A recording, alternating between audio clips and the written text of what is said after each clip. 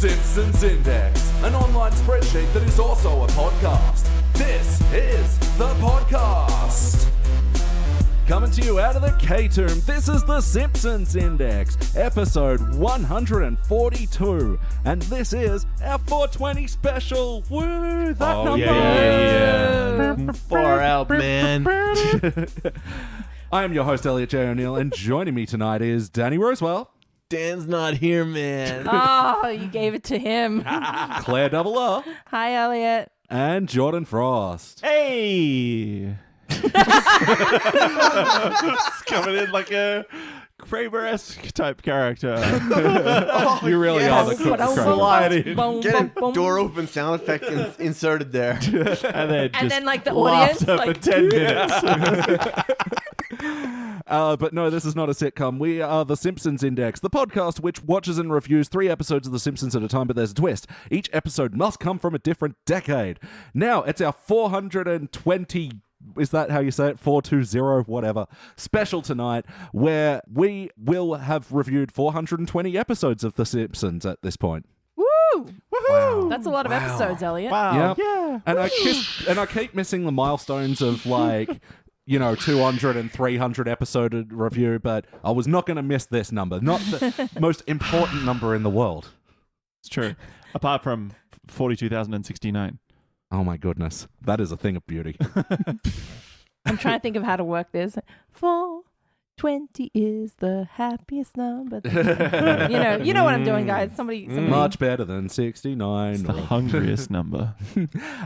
So we're doing episodes that all revolve around the sacred number. So first off tonight, we watched Season 22, Episode 16, A Midsummer's Night's Dream. That's hard to say. Oh. First released, yeah. Yeah, now it's all making sense. Yeah.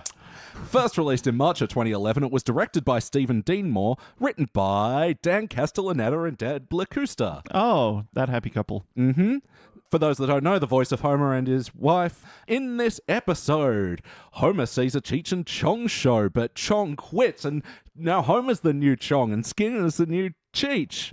And also in the B story, a crazy cat lady's a hoarder, and then Marge is a hoarder, and then the crazy cat lady is a hoarder. Guys, what do you think? Whoa, man. Like, what? Whoa, man. All right, you're going to need to stop doing that because this is going to run overtime. Wasn't funny in the 70s. Isn't funny now.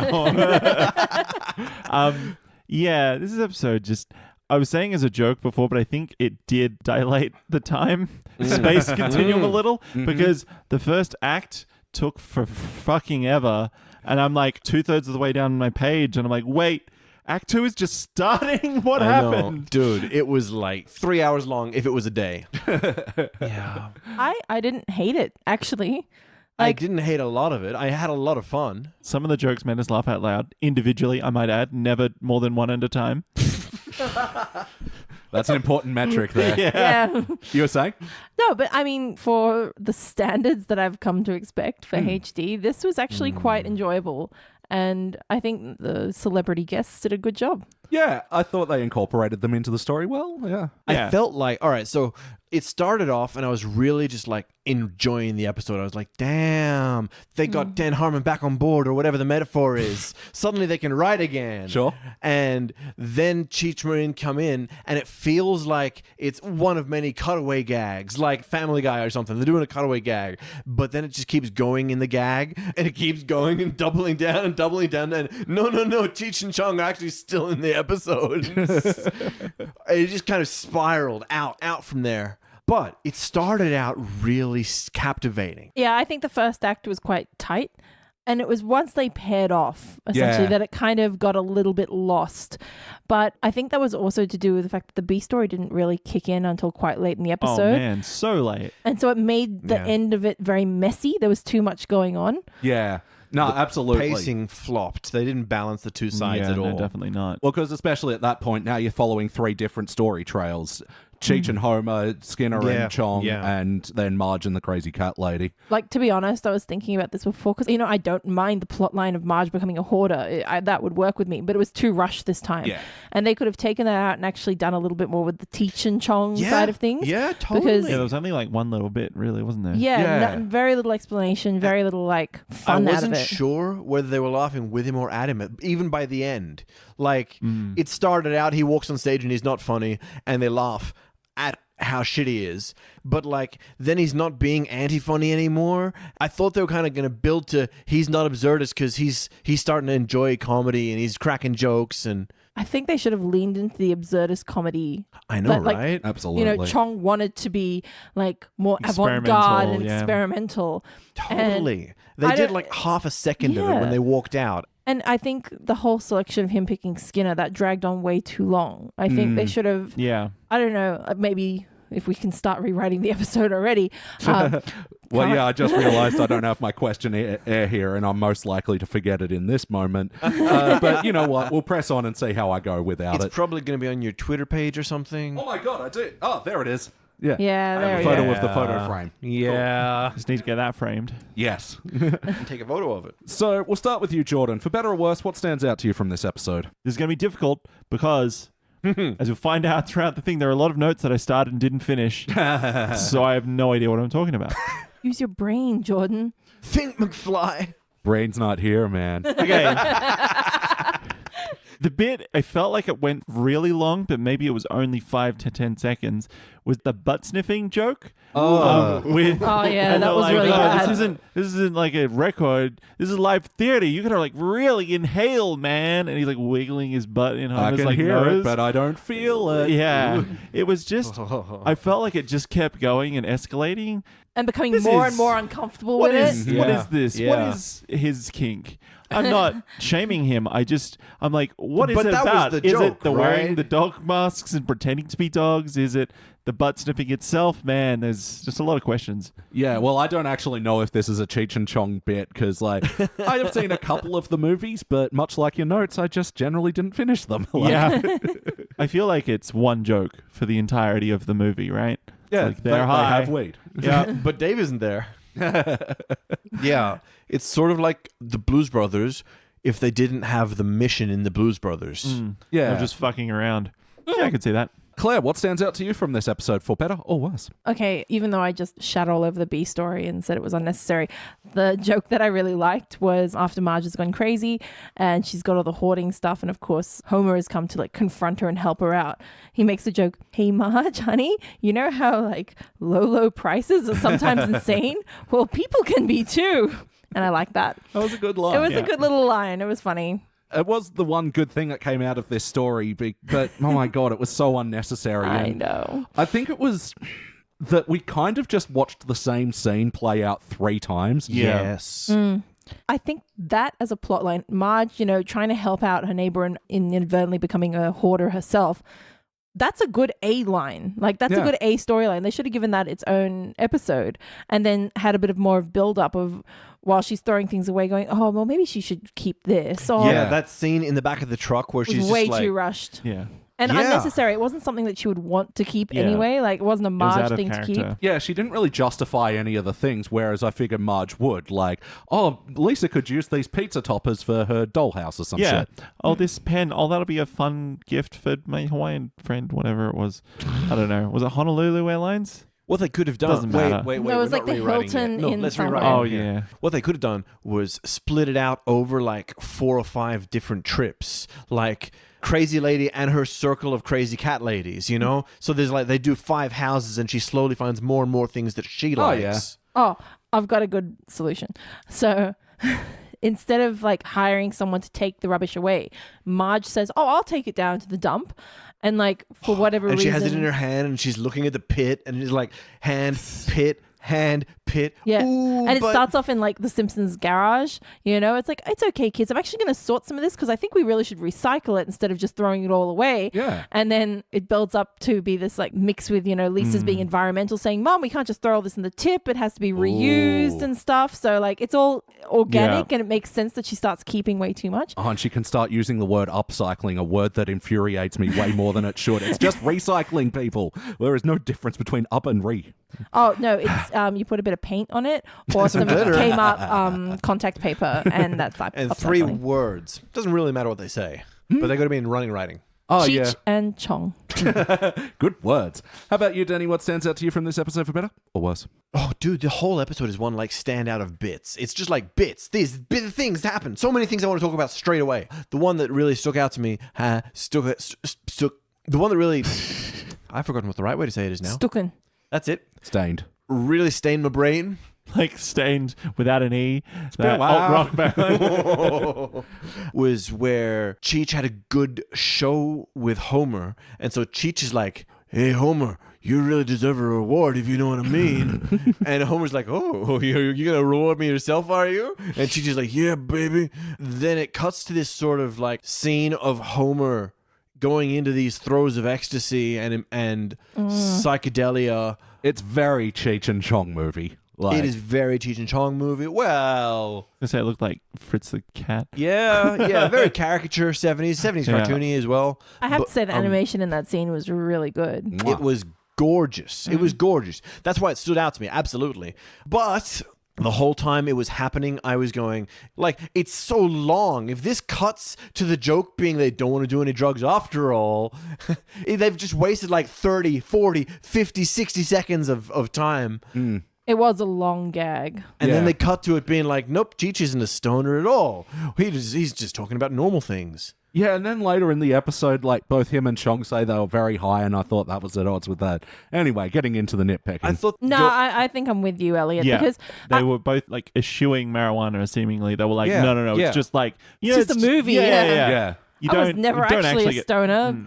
I just think that they could have played that with a little bit more middle ground. Say, Homer, we're working right now. You know, we can have fun later. Like, What's it up to you for better or worse? Oh my God, I just wanted to say, about that scene with, the song Basketball Jones. Yeah. Oh yeah. The other thing I noticed is, like, I think they actually cut down on, like, the animation jokes because there's jokes in the song. So I think they were, like, consciously trying to make way for it, which, like, as gorgeous as the scene looked, I felt like it was just a little bit flat because of that. And because, it's a ballad as well, so the jokes are coming in pretty slow. Okay. Oh, yeah, such awesome gags as, kept that basketball under my pillow. It's probably why I can't sleep at night. Who was that? Cheech. That was Cheech. Shit. Yeah. I don't know. It had That like basketball was like a basketball to me. Oh, can I quickly have another stood out for better or worse? Well, I bet you've got a good one, actually. You go first. No, it's okay. You can have mine. greedy guts. You know the part where Kent Brockman suddenly leans down and is making out with a hot Kent Brockman, and then Kent Brockman drives by. Oh, and yeah. and he wakes up and he's got the head of Kent Brockman in he's his the head bed. of Kent Brockman in his. That is Kentertainment. I like that too. Yeah, I don't really know if it stood out for better or for worse, but I loved it. Good way to roll into the episode. Yeah, that's what I'll give this episode as well. It was in quick. Like, there was just little news gag there and then straight into Cheech and Chong, which set us up for the rest of the episode. Play count. How many times before today have you seen this episode? Where am I pointing? There. None. Thanks, Kent. None. I have not seen this episode before. Yeah, I've seen this a bunch of times. It's in season 22. I say all the time. 22 is Dude. probably one of my favorites of the HD Hang era. on, you got to speak my language. What year was season 22? What year is it? 2011. Yeah, this was released in 2011. Oh, so it was this century and this decade and stuff. Yeah. Is 22 the one with Nedna? Yes. Okay. 22's with a lot of good ones. Even had Lona Lisa, where Lisa helped microfinance Oh, the Nelson. microphone. Oh, Yeah. yeah. That wasn't bad either. Some of you gave a participant. I to didn't them. love it. What do you want from me? Why My do honest that? opinion? Why Then won't you'll you have love it. it? We don't want your honest opinion. We want you to shill out for praise. Wackiness. Was this a particularly wacky episode of The Simpsons? Surprisingly, no. Yeah, right? Not really. There Like- wasn't even any overt weed usage, really, considering like the way they went with the Cheech and Chong characters. Yeah. The You know. main wackiness came from Bart's wrap up at the end, the Midsummer Night's Dream, Oof, yeah. like puck. There wasn't a thing at the start, right? No. That wasn't a wraparound. That was just boom out of nowhere. Yeah. Yeah, I didn't like that. I Just didn't like wanted that to it make didn't sure set it up. Bart we had all no saw lines the in the same episode otherwise. Okay. That's Wow. that's what I was thinking. Like, oh, this is to make up for the Wow. fact that I don't think I've actually seen Bart in this episode. Look, I mean, it came out of nowhere, and I don't think it was completely necessary, but I actually didn't mind Bart's little poem at the end. Yeah, It was, it Wasn't bad. was a good little wrap up, but I just feel like if they were going to do a Midsummer Night's Dream parody of sorts, they should have played it throughout the whole episode rather than just shoved it in at the Yeah, end. 'cause So- Is that the only reason the episode is called that? I bet it is. I bet it is. But it was a good little rhyme, and then that it ended up just being a little slide advertisement for Hulu. Like, Yeah. any other wacky moments? Wacky moments. Oh, yes. Celery phone. Hello. Hello. Mother, how did you get this number? It's a prop phone. I fucking hated that joke, but god damn, I liked everything up until then. I loved Skinner absurdist satirical humor. He's got like a Sean McAuliffe Yeah. sort of energy about him. Definitely. Like just like the deadpanness of Stephen Wright. Yeah. Yeah, and the wacky absurdism of Sean McAuliffe. I just wish that I wish that Chong had assumed that his humor was absurdist and genuinely thought it was funny. Yeah. Like, Yeah. I don't think it really quite worked that Chong thought he was Chong thought he shit. was really shit and Well- then thought that would be pushing the envelope, because that doesn't really make sense. That doesn't play out. I think it should have been like everybody else doesn't think he's funny. It's Yeah. more selfish, isn't it? It'd be cool if Chong believed in him. Yeah, exactly. Done a bit more with the partnership there. I don't know how you could do that though, like believably. Like, what is Chong getting out of it that is like, Well- yeah, unless he thinks like he's this just like amazing. Well, it could have been more casual. Instead of doing auditions, for example, which would have cut out a lot of the filler around Yeah. him selecting a partner. He could have been walking along and watching like Skinner try to paint over graffiti at the school and doing almost like a absurdist slapstick humor type thing. I don't know. I'm not a writer. Yeah, no, I can Jeez. see that. Yeah. Hey, cheese. Yeah, because that's going to be one of my complaints about this episode. Oh. I really wanted so much more Teach and Chong. Yeah, definitely. Because the little glimpse that we got of like Skinner like busting out of the egg with the marijuana thing and I the... gotta say, they were the more interesting couple. Yeah, like totally. I know. Cheech and Chunk is a joke about how Cheech isn't very funny. He's a down-to-earth, boring guy. Yeah. Sure, that's cool, but it's still a bit about how he's not a wacky, funny comedian. He's just a down-to-earth hard worker. He's like, Yeah. And he's not looking to push the 'Cause he boundaries is- like Chong. Exactly. He is constantly saying like, hey, like the people paid their hard-earned money to come to Yeah. this show Yeah. to Yeah. hear you say, Oh, I Dave's not loved here, it. man. I so you loved it. fucking say the line, Yeah. you and, little bitch. and it's the classic, the guy wanting to go out on tours and just play the I want to hits be and, an artist, man. And he's like backflipping around the arena. and then goes to playing, small little art house shows as well. Like, Yeah. I think, it would have been so much better if they just followed that a bit harder. I think because you didn't see a lot of Teach and Chong, Yeah. Say it 5 times fast. because you did not see a lot of Teach and Chong, you don't really very understand eloquent. why Chong comes back to Cheech Yeah. or why Homer tries to push them back together. I think it should have been like Yeah. each of them maybe should have failed in their own way. Like, maybe Cheech found out that people were like, I've been following your tour around this whole time, but you've just been doing the same jokes like Yeah. every night. Obviously, like Teach and Chong is a bit too out there. Yeah. And Yeah. people are like coming up after the show. It's like, oh, it was really good to see a new act, but can you sign this old like Cheech and Chong like merchandise or something? Like, put a little bit of heart into it, because this is a team that's been around for a long time. That's such So- a better episode. I know. And like in an episode when they have the guest stars for a lot of lines, Yeah. this wasn't your Yeah. classic, what are you doing in Springfield, Exington? Well, I'm from Springfield. Yeah, that was the other twist. Yeah. So how about the heart of this episode? Did you guys feel the bumps? No. No? No. I actually can't think of any genuine heartfelt moment. Because like I said, they completely undermined and underplayed the reunion, Yeah. which would have been like the main heart scene. And there was really nothing much left. And well, what's the other times where it could have been? Crazy Cat Lady and Yeah, Marge. No. I think they were trying to tell that as a heart story. Well, Homer coming back to, save her from her insanity, like that could have been a heart moment as well, but it wasn't played that way. It was more like, well, now she's caught the crazy, so let's just leave her in the house and deal with it later. The other thing I didn't like about that is they were clearly going for like a Homer's getting the call while he's at work, and then he's just there the next scene after having to reject the call, which, I mean... How did he know what was happening? Yeah. Yeah. Well, the heart moment was like the crazy cat lady getting her mind back together and then like coming in to save Marge, being like, I've noticed you're ruining your life and I've come in to save you. You know, that's one of those moments that if that was Forrest Gump or something, if that was a movie. I have the pen of speaking. I've thought about that. You've given me a good idea. Maybe it could have been crazy cat lady comes back and is like, Marge, you've got a family. You've got like your kids and your husband is worried about you, but I actually enjoyed this life with my cats. Like I miss my cats or something. I don't know. She stole all my shit. My shit. Also, you've taken all my stuff. Thief. And that's sort of the problem, is that there was room to do all that stuff, but they sort of... They made the story just function so quickly so they could have Crazy Cat Lady and Marge just list things. Yep. Just, ooh, this thing. Ooh, that thing. Ooh, like... for so fucking long. Yeah. And it needs to be its own episode. I hate to be that guy, but Crazy Cat Lady is a pretty offensive sort of... I don't know, man. They step on a couple of toes there, you know? I wasn't entirely comfortable with the portrayal. Yeah, poor crazy cat lady. It's one of these characters like Cletus or Gil that the longer it goes on, like the more mean-spirited and depth you dive into it, where you're like, yeah, she used to be smart. She used to be attractive. She says she used to be attractive. I used to be attractive. Yeah. And well, didn't they have a whole episode where you actually see her? She's like the justice of the peace Supreme Court. Wasn't it like sprinkled up or something like that? Yeah. Another episode we reviewed. I didn't do that one. Didn't you? Nah. Oh. I just remember listening to it. Oh. That's all right. Alone. Hey, man. Fan club. But yeah, I think you're right. Those characters need to stay as like one-time gags or short gags, because then the more you delve into it, the more empathy you feel for these characters. That's it. You have to go either two ways. Either you drop them because they are insensitive, or you keep them very minimal and you don't try to like humanize them and only to take it away within the same episode. Yeah, that's it. 3 episodes max. That's your D character limit. But ultimately, did this feel like an episode of The Simpsons? Nah, man. Like Pulp Fiction, it felt like 5 episodes crammed into one. It was like whoosh, whoosh, whoosh. Like...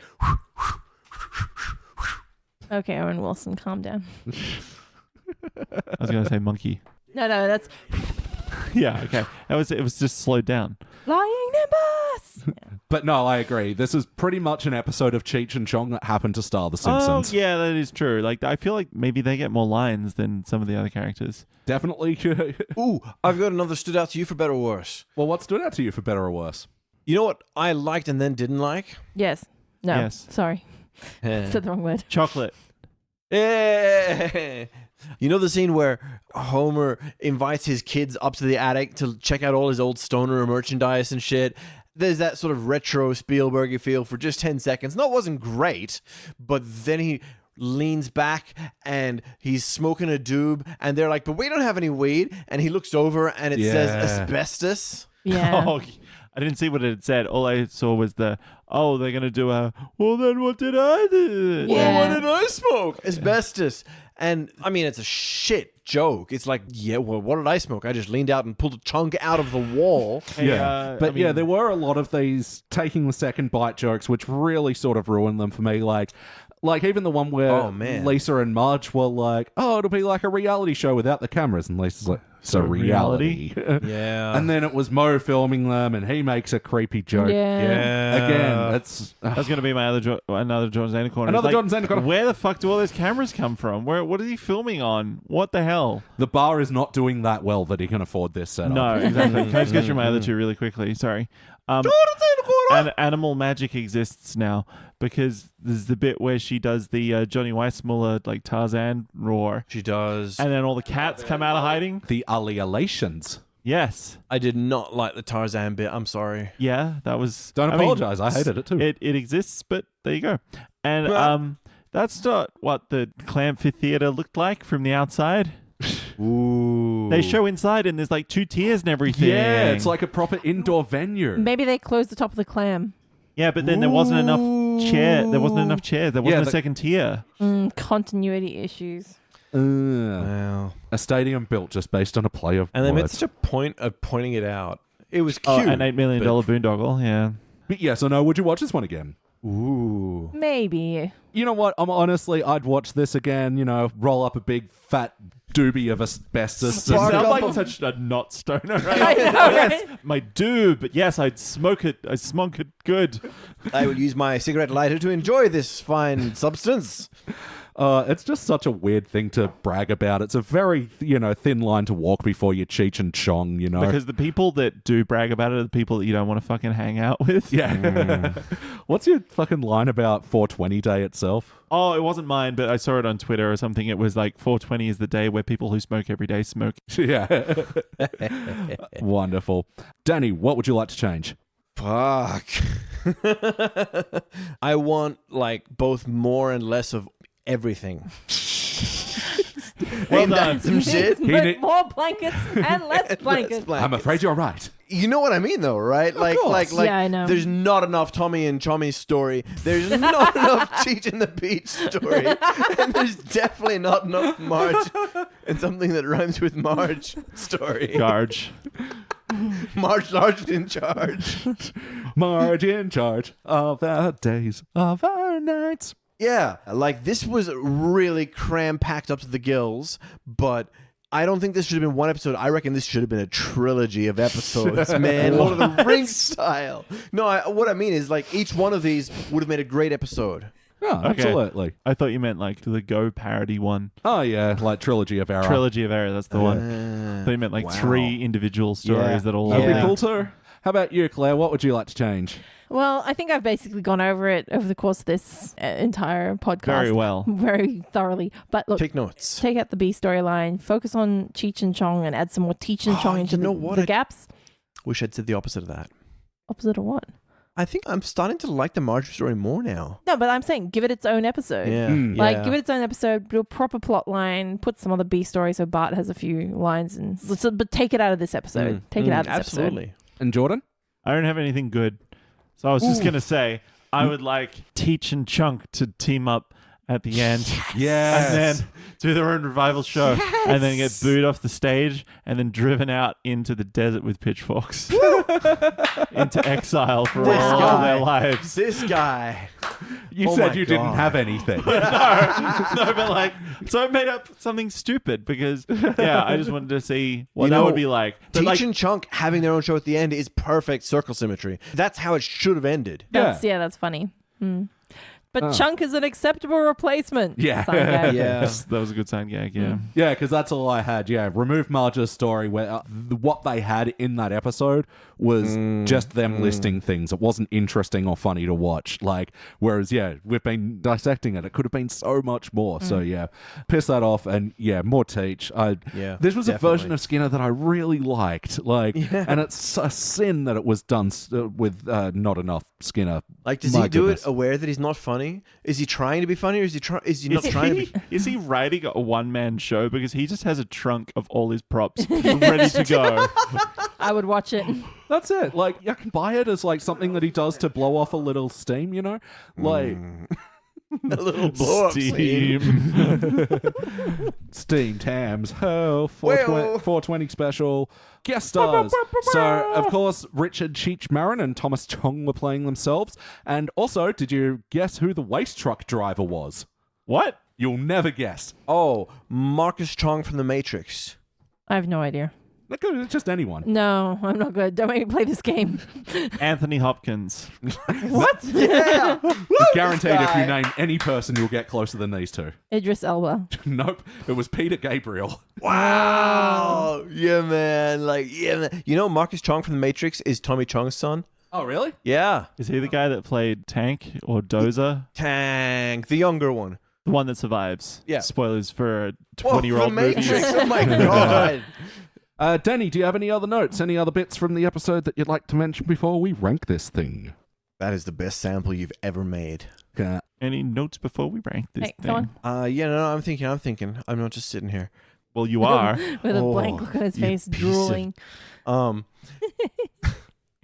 Okay, look, what I'll say is I wasn't comfortable with their portrayal of a mentally ill person in this episode. Agreed. Mm-hmm. They were going for a complex portrayal of a mentally ill person, but I don't think they pulled that off, you know? They showed the hoarder home, and it was sort of in a tasteful, this person's unwell way, but not in a laughing at Cletus way, I mean. Oh, another bad Cletus joke in this episode. The Was there? smoke and Brandon's Yes. breathing in Oh, and the yeah. baby in utero's chuckling. Yeah, that wasn't good. And then the tall guy doesn't get stoned because he's too tall to smoke pot. They could have kept the tall guy joke in, Sure. but they had to remove the Yeah. fetus joke. Yeah, that was. I can't believe they did. Can't believe they've done Can't this. believe they've done this. But yeah, like, I feel like they were aiming for a more sensitive portrayal of mental health than they did. I liked some of the bits. Like, I thought her coming back to her senses is really touching. Her being a little lucid about things was really nice. Marge slowly descending into madness is a really great way to say it can happen to you, you know? It's not. It's one of those things that only happens to other people. It's normalizing it, you know? And that's a really tasteful thing, which they did rush through, but this was an episode by itself that they rushed through. What I didn't like was when she started getting mentally unhealthy again, she starts squawking and screeching again, you know? Yeah, it was the immediate drop into insanity, and like Yeah, it was done with Marge as well, going, "Ooh, this thing, ooh, pizza things, ooh, that thing." Yeah, it was ridiculous. How about you, Claire? Any other notes? Marge's farewell to Homer, where she says, you know, you're only allowed one sin on this trip, gluttony. Save lust and Yeah. rage for me and the kids. Yeah, that really fucking That Lust and rage at the same time. for which and for who? I'm very uncomfortable with that joke. Well, obviously, I mean, I feel like it's a joke because, you know, Homer strangles Bart all the time and we bone like fucking rabbits. But Yeah, hit your kids and then hit this. Yeah. She points to her crotch. I think it was a both little bit hands. tasteless. like Shia LaBeouf, Yes, Claire. Tasteless. it's a big triangle around. Jordan, stop doing that. Any God other damn notes? it, stop. I don't know why I like this, but Ralph Wiggum's little stand-up was kind of cute. Yeah. I liked his voice acting in that scene as Ooh, well. ooh, James L. Ralph. I can't remember the line. was You like- go. You ever notice how your nose gets boogers? Huh. What's with that? I'd hire you. Very good. But yeah, in the audition the scene as well, like I actually liked a lot of these. Like Gil doing the 1 person 3 roles thing. You must pay the rent. I can't pay the rent. Yeah, that got old fast for me. Yeah. I didn't like the Willy one though. It was just I didn't like the Willy one Gibberish. either. I literally did not understand this entire I thought word. I was a just single like, word. he's probably, maybe you can make it out, but I'm just not going to. No, Right. no. But see, nope, I think nope, the nope. problem is it wasn't like a little bit of a throwaway joke to say like, oh, Irish is a difficult accent. Scottish is a difficult accent to understand. racist. It's all the Oh, same. they're all the same redheads, aren't they, Claire? That's my heritage, yo. Oh, shut up, both of you. Heritage. But yeah, I feel like it was legitimately gibberish in parts of it. And it was like So it 3 wasn't lines like- long, so it felt like we missed out on something. Very dirty limerick. That's Irish. Once was a man from Nantucket. Jordan, any other notes? Yes. Can I share with you the notes that I started and did not finish? Please. And you can tell me if you know what the note it was about. Love yes, this this game. is a game. Okay. The first one. That's Kentertainment. That's correct. Ding, ding, ding. Elliot is going to win because the others are. What did... I don't know. That's the note. What was... And then, is that like a burn on something? No, never mind. You told your diary to never mind. Yeah. Oh, wait. Oh, there's also a note that just said, shit. Oh, fuck. Anyway. Good try, though. Yeah. Okay. I guess Burns was stoned, but he was seeing them as Morecambe and Wise. It was really and Hardy. bizarre. Welcome, Wise. Wasn't he seeing them as Laurel and Hardy? Was it Laurel and Hardy? I thought it was Abbott and Costello.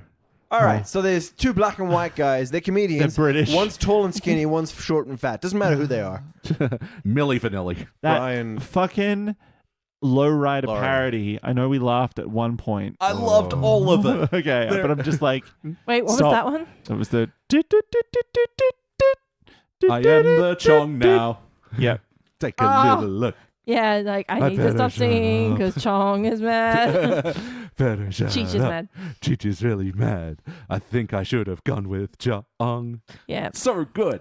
I just like lowrided the song And how dare they? You know? How dare they? because they followed that up with my least favorite musical, Cats. And the cat lady going to a I performance liked of Cats. that. No, but that's fine. I just don't like cats. I hate like memories. It's Dude, like, your cat is great. right next to you. I wouldn't want to be standing next to a cat adopted right now. me. It's everyone's cat. No, the musical Cats by Andrew Lloyd Webber. It ran for centuries or whatever on Broadway, but I don't fucking care because it sucks. This is like And the fourth podcast in a row where we've ripped shit on cats. I just hate it's just a complete mess of Cut his mic. storylines. Cut his mic. Fuck Fade out. Cats. I I'd like rather pulling watch. the cat out of the Kleenex box and blowing Yeah, it that out. I was just thought it kinda was cute. sweet that they distracted her with taking her to see Cats the musical. Yeah. Like that is a lot of forethought about a woman that you know nothing about. It's like, oh, she likes cats. Well, this is nice. Like, let's buy a theater ticket. yeah. And she loved it. She was Yeah. loving it. Yeah. That's true. It was a story about when you used to be young and beautiful. Yeah. Oh, Jesus. Yeah. Anyway, I would rather Sad. watch Starlight Express than Cats. Okay, relax. That's my. Let's not say things that we can't I do. was back. like- Jordan. Some of them are just incredulousness at the episode, such as what a B plot now.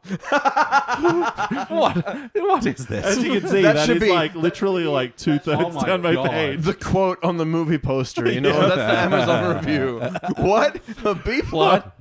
Now? You know, there's like pirated like Chinese or Indonesian like DVDs you could buy, and they put the reviews on there to just look good, but they don't read don't what read they them, actually yeah. say in English. And it was like Yeah. a drab, boring plot driven by badly acted Tom Cruise or something, and you're like, what? Why'd you put this on? Taylor Swift.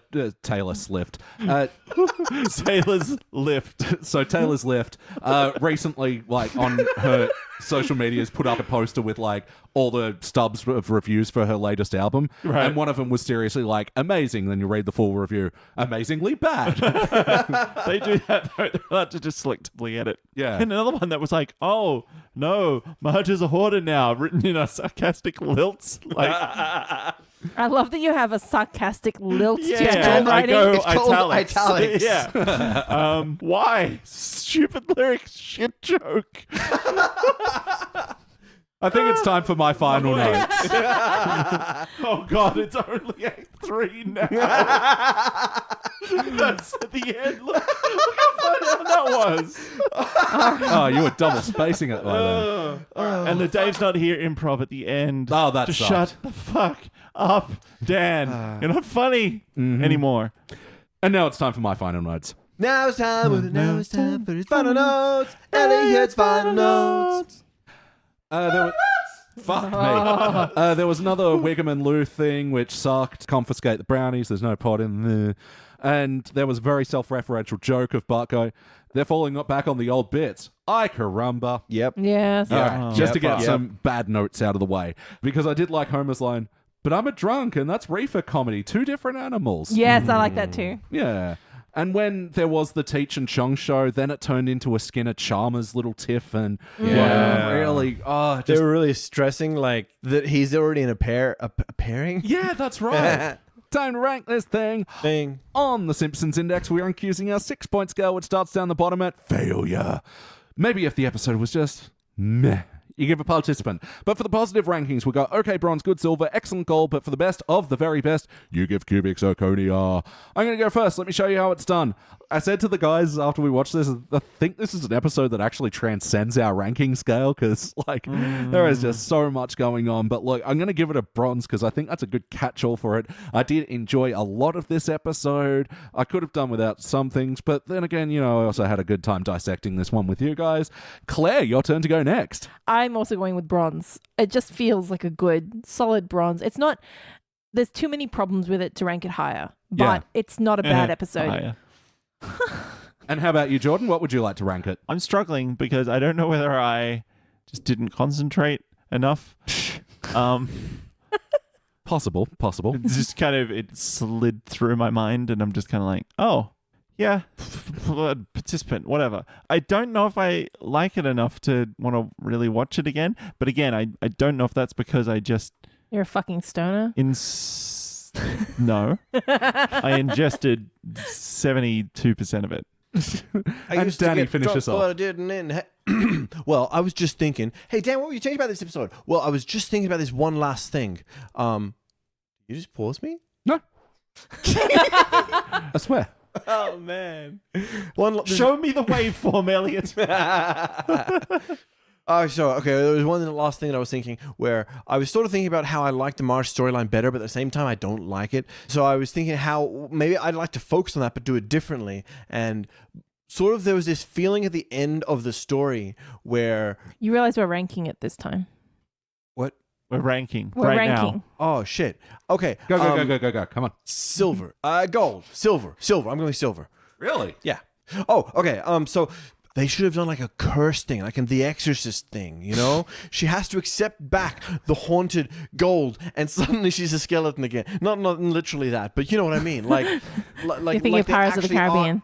No, there's a curse. Like there actually is a curse, because once you start collecting Yeah, no, little the knickknacks, curse of the gold, which turns you into a skeleton, it's Pirates of the Caribbean. I know, but I mean, my in God. They've already got a movie of it, Daniel. It's called Pirates of the Caribbean. It was very popular.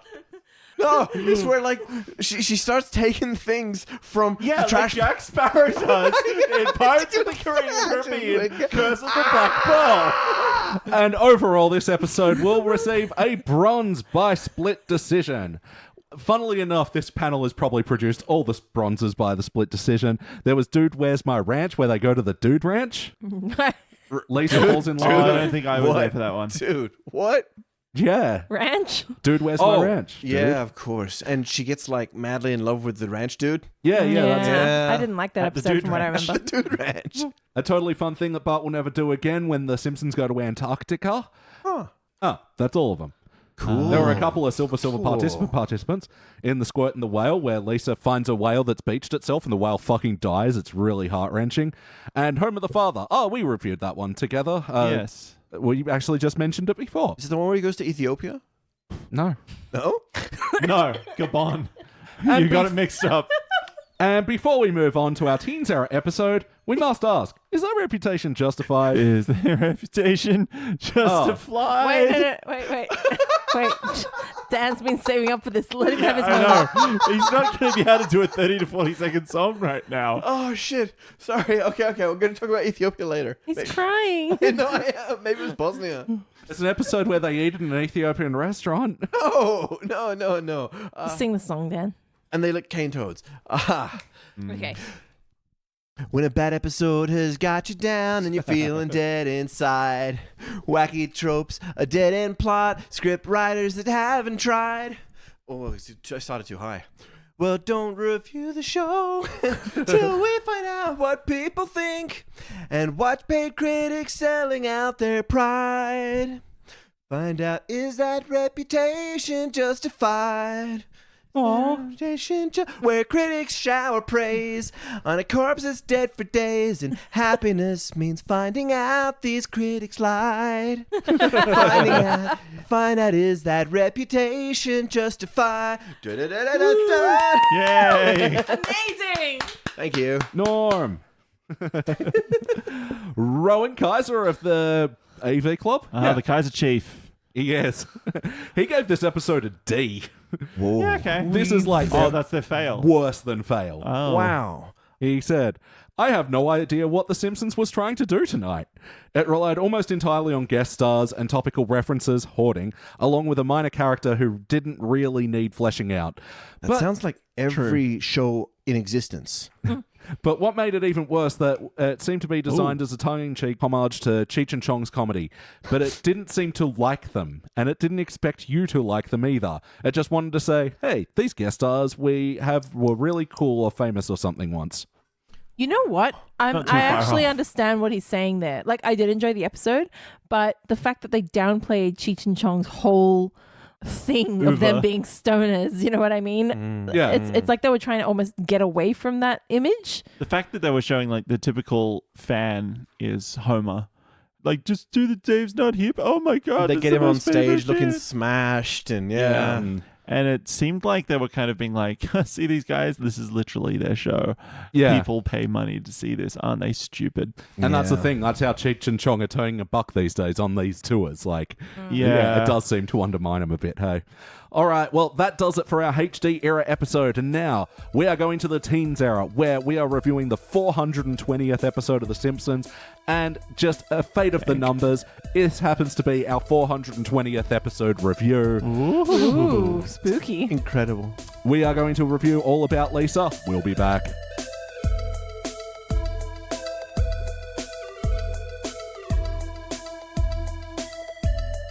And now it's time. And we are back. And we just watched our Teens Era episode. This was the last episode of the Teens Era, actually, as well.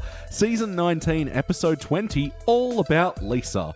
First released in May of '08, it was directed by Stephen Dean Moore, hey, him again, and written by noted shit list resider John Frank.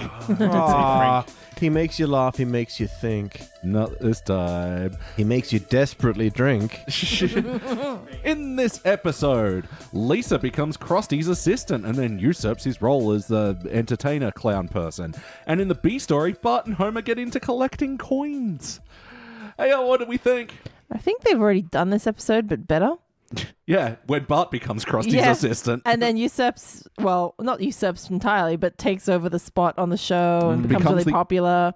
I Didn't Do It kid. Yeah. Yeah, it was like a fever dream. Like, I watched the I Didn't Do It episode, and then I just dreamt a really bad Simpsons episode. That's what it felt like, because it made no sense, and it also made me sleepy. Yeah, this was a chore, man. Hello, welcome to the Simpsons Index. This is the end of the Simpsons Index because this episode killed it. No, 420 episodes in, we're 2/3 of the way there. For now. Not gonna fucking quit now. Like, all right, when I'm watching Simpsons Index, I'm trying to review. I've got my notebook, I've got my little pen. I'm focused. But I still kept finding myself like picking up my phone, like almost like subconsciously, like my brain had checked out. Yeah. And I was just picking up my phone, like, what's on Instagram right now?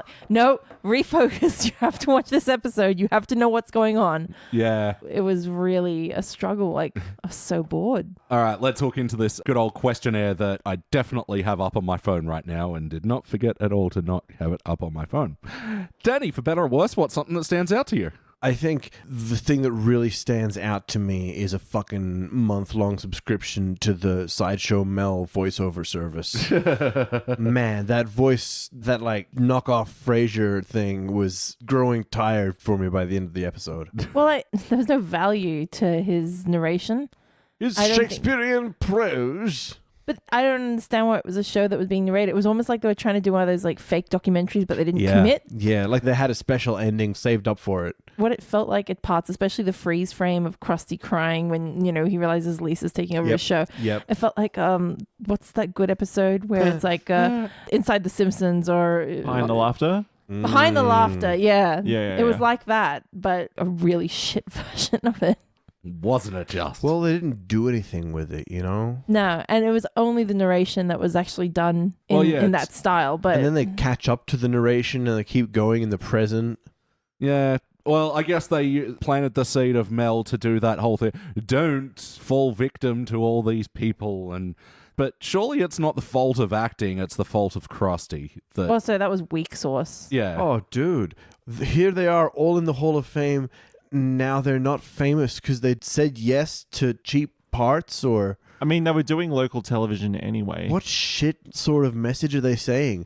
Don't accept jobs. Don't take parts. Don't follow your dreams. Yeah. Also, like, Let your dreams be dreams. degrading work, but Mel has regular TV gig. Like, Yeah. Well, that's Exactly. exactly it, man. Scruples are great, but they don't put food on the table. And aside from that, nothing was wrong. Like, Lisa wasn't getting like corrupted at this point. She That's was it. She hadn't. She had her sunk own show. down. Yeah. She was, performing and enjoying it. Like, And she was getting an award. Hooray! How about you, Jordan? What stands out to you for better or worse? I love that last one was great. I guess what stand out the most. You know what? I can't decide. Was it? because nothing stood out because it was Me all too. white Yeah. bread. Oh my god. There was no multigrain in this sandwich. I guess maybe two of the quotes. The one I didn't like a lot and one I kind of thought was good. The good one I liked is, coin hunting is a lot like life. It stopped being fun years ago. It's always better when it's coming out of Homer Simpson's voice as Yeah. well in their 19th season. The one I didn't like, Krusty, oh yeah, my mum says you're a selfish lover. And he says, I know what I want and I get it. I'm like, what are you saying, Simpsons writers?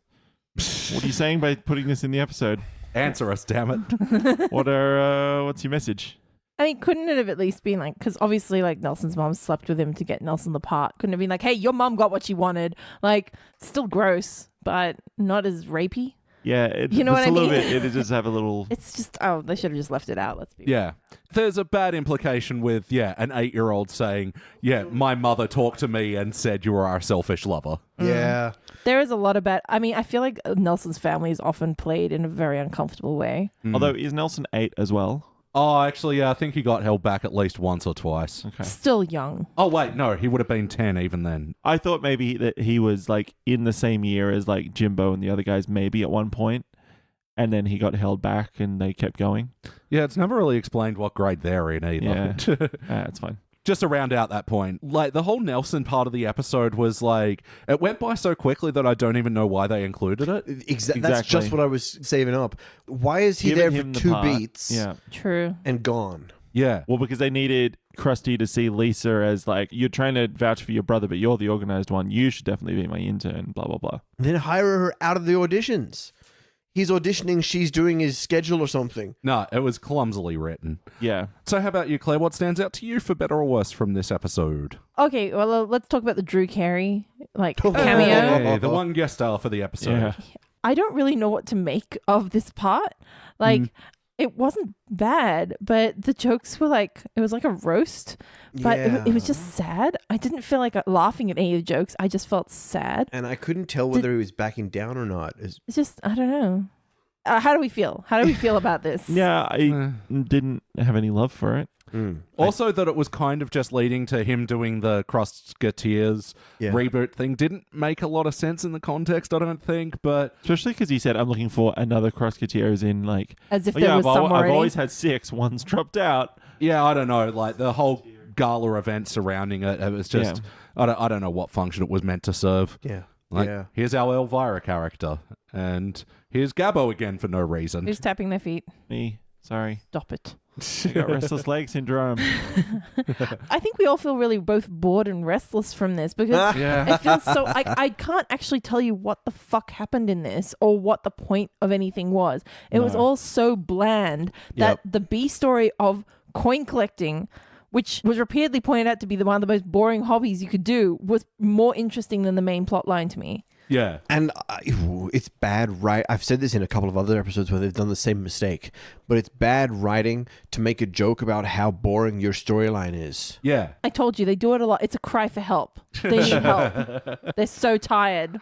And they've had to do like 11 other seasons after this one. Yeah. Yeah. And we'll be following them to the ends of the earth. That would get them a cross on their essay if they submitted it to teacher. Yeah. And the other thing it came in so late again. Yeah. It was like halfway through the episode, and then they're like, how about we trade in on all the crusty stuff and I'll get coins. Let's get started on coins. All right. So dumb. Yeah. Let's just lay it out. The Lisa storyline made no sense whatsoever. It didn't make any sense as to why she got into that position. It didn't make any sense as to why she suddenly wanted to be a clown.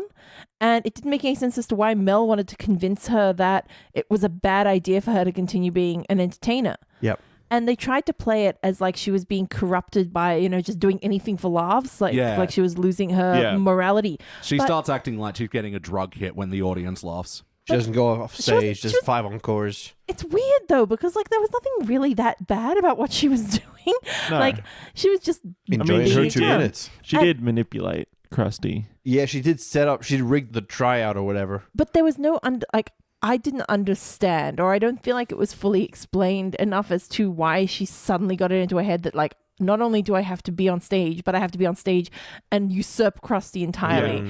Yeah. It didn't make sense. No, again, it was just sort of moved through too quickly, and there was a lot of extrapolation for the audience to make. If there'd been a couple of hints about agents being interested in her, or Yeah. like she saw Krusty doing badly to his manager off screen or something, or like Krusty really didn't appreciate his Yeah. fans, and didn't appreciate going out there, and he kept, I don't know, doing reruns or something instead. or Or maybe all those people are not just like past winners of the entertainment, but actually past Krusty Show members. And then there's a reason, like, you got to get out of like this like variety TV hour shit because all these people have like crashed and burned after doing it. Well, they could have like had him as like all the extra characters like that we've seen in Krusty Show over the year, like Corporal Punishment, yes. the ballerina one. Yeah. And then the throwback would have at least like meant something. You know what I mean? Like it was Yeah. a bit of a reference to previous. But yeah, this episode also at the same time tries to ignore its history with, the whole Bart getting his, I can't believe you're working for Krusty. That's something I've done once and I was shown to get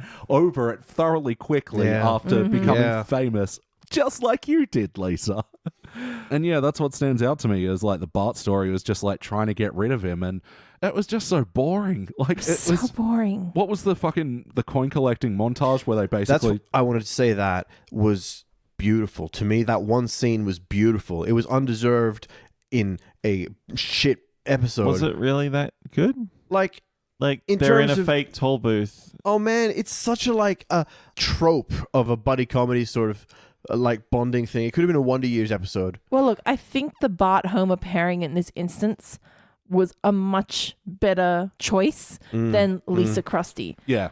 And the way that was played, like Lisa didn't make, I don't think she was Lisa in this. There was no need for her to be Lisa. She could have been literally any other child. Yeah. And it would have been the same story. Yeah. I get what you're saying. At least the Homer Bart subplot felt like a plot. Yeah, It felt like a Simpsons episode. it was garbage how quick they got into it, how quick they got out of it, how little any of it mattered. Yeah. I mean, I saw the ending of, now we'll hang a karate thing on the wall and never talk about it again. Yeah. I liked it as a joke, sort of, but at the same time, it undercut the only interesting I had in that story. Yeah. Well, looking back on it, I think the only parts of this episode that made us actually like laugh even the smallest bit or smile were in that B story. So the points were Homer going in to console Bart and being like, remove everything that reminds you of Krusty. Oh, which is everything. You know what? We should just give Lisa this room. Don't you know she's working for Krusty now? Yeah. Like that was actually quite funny. And then the second hit point where he's just like, coin collecting sucks. It's like, all hobbies suck. They're just there to help you kill time, kill precious time. Just wait out the clock.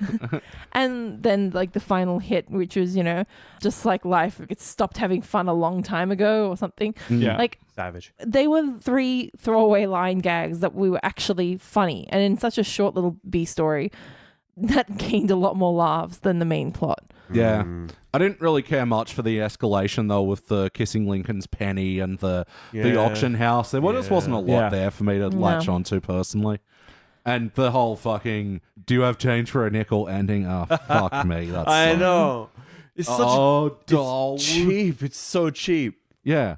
It's as cheap as a nickel. Also, they just stole, like, essentially, A or $10 tricked, million. hustled $10 million. a $10 million coin, which they have put into a book and put on their shelf and forgotten about.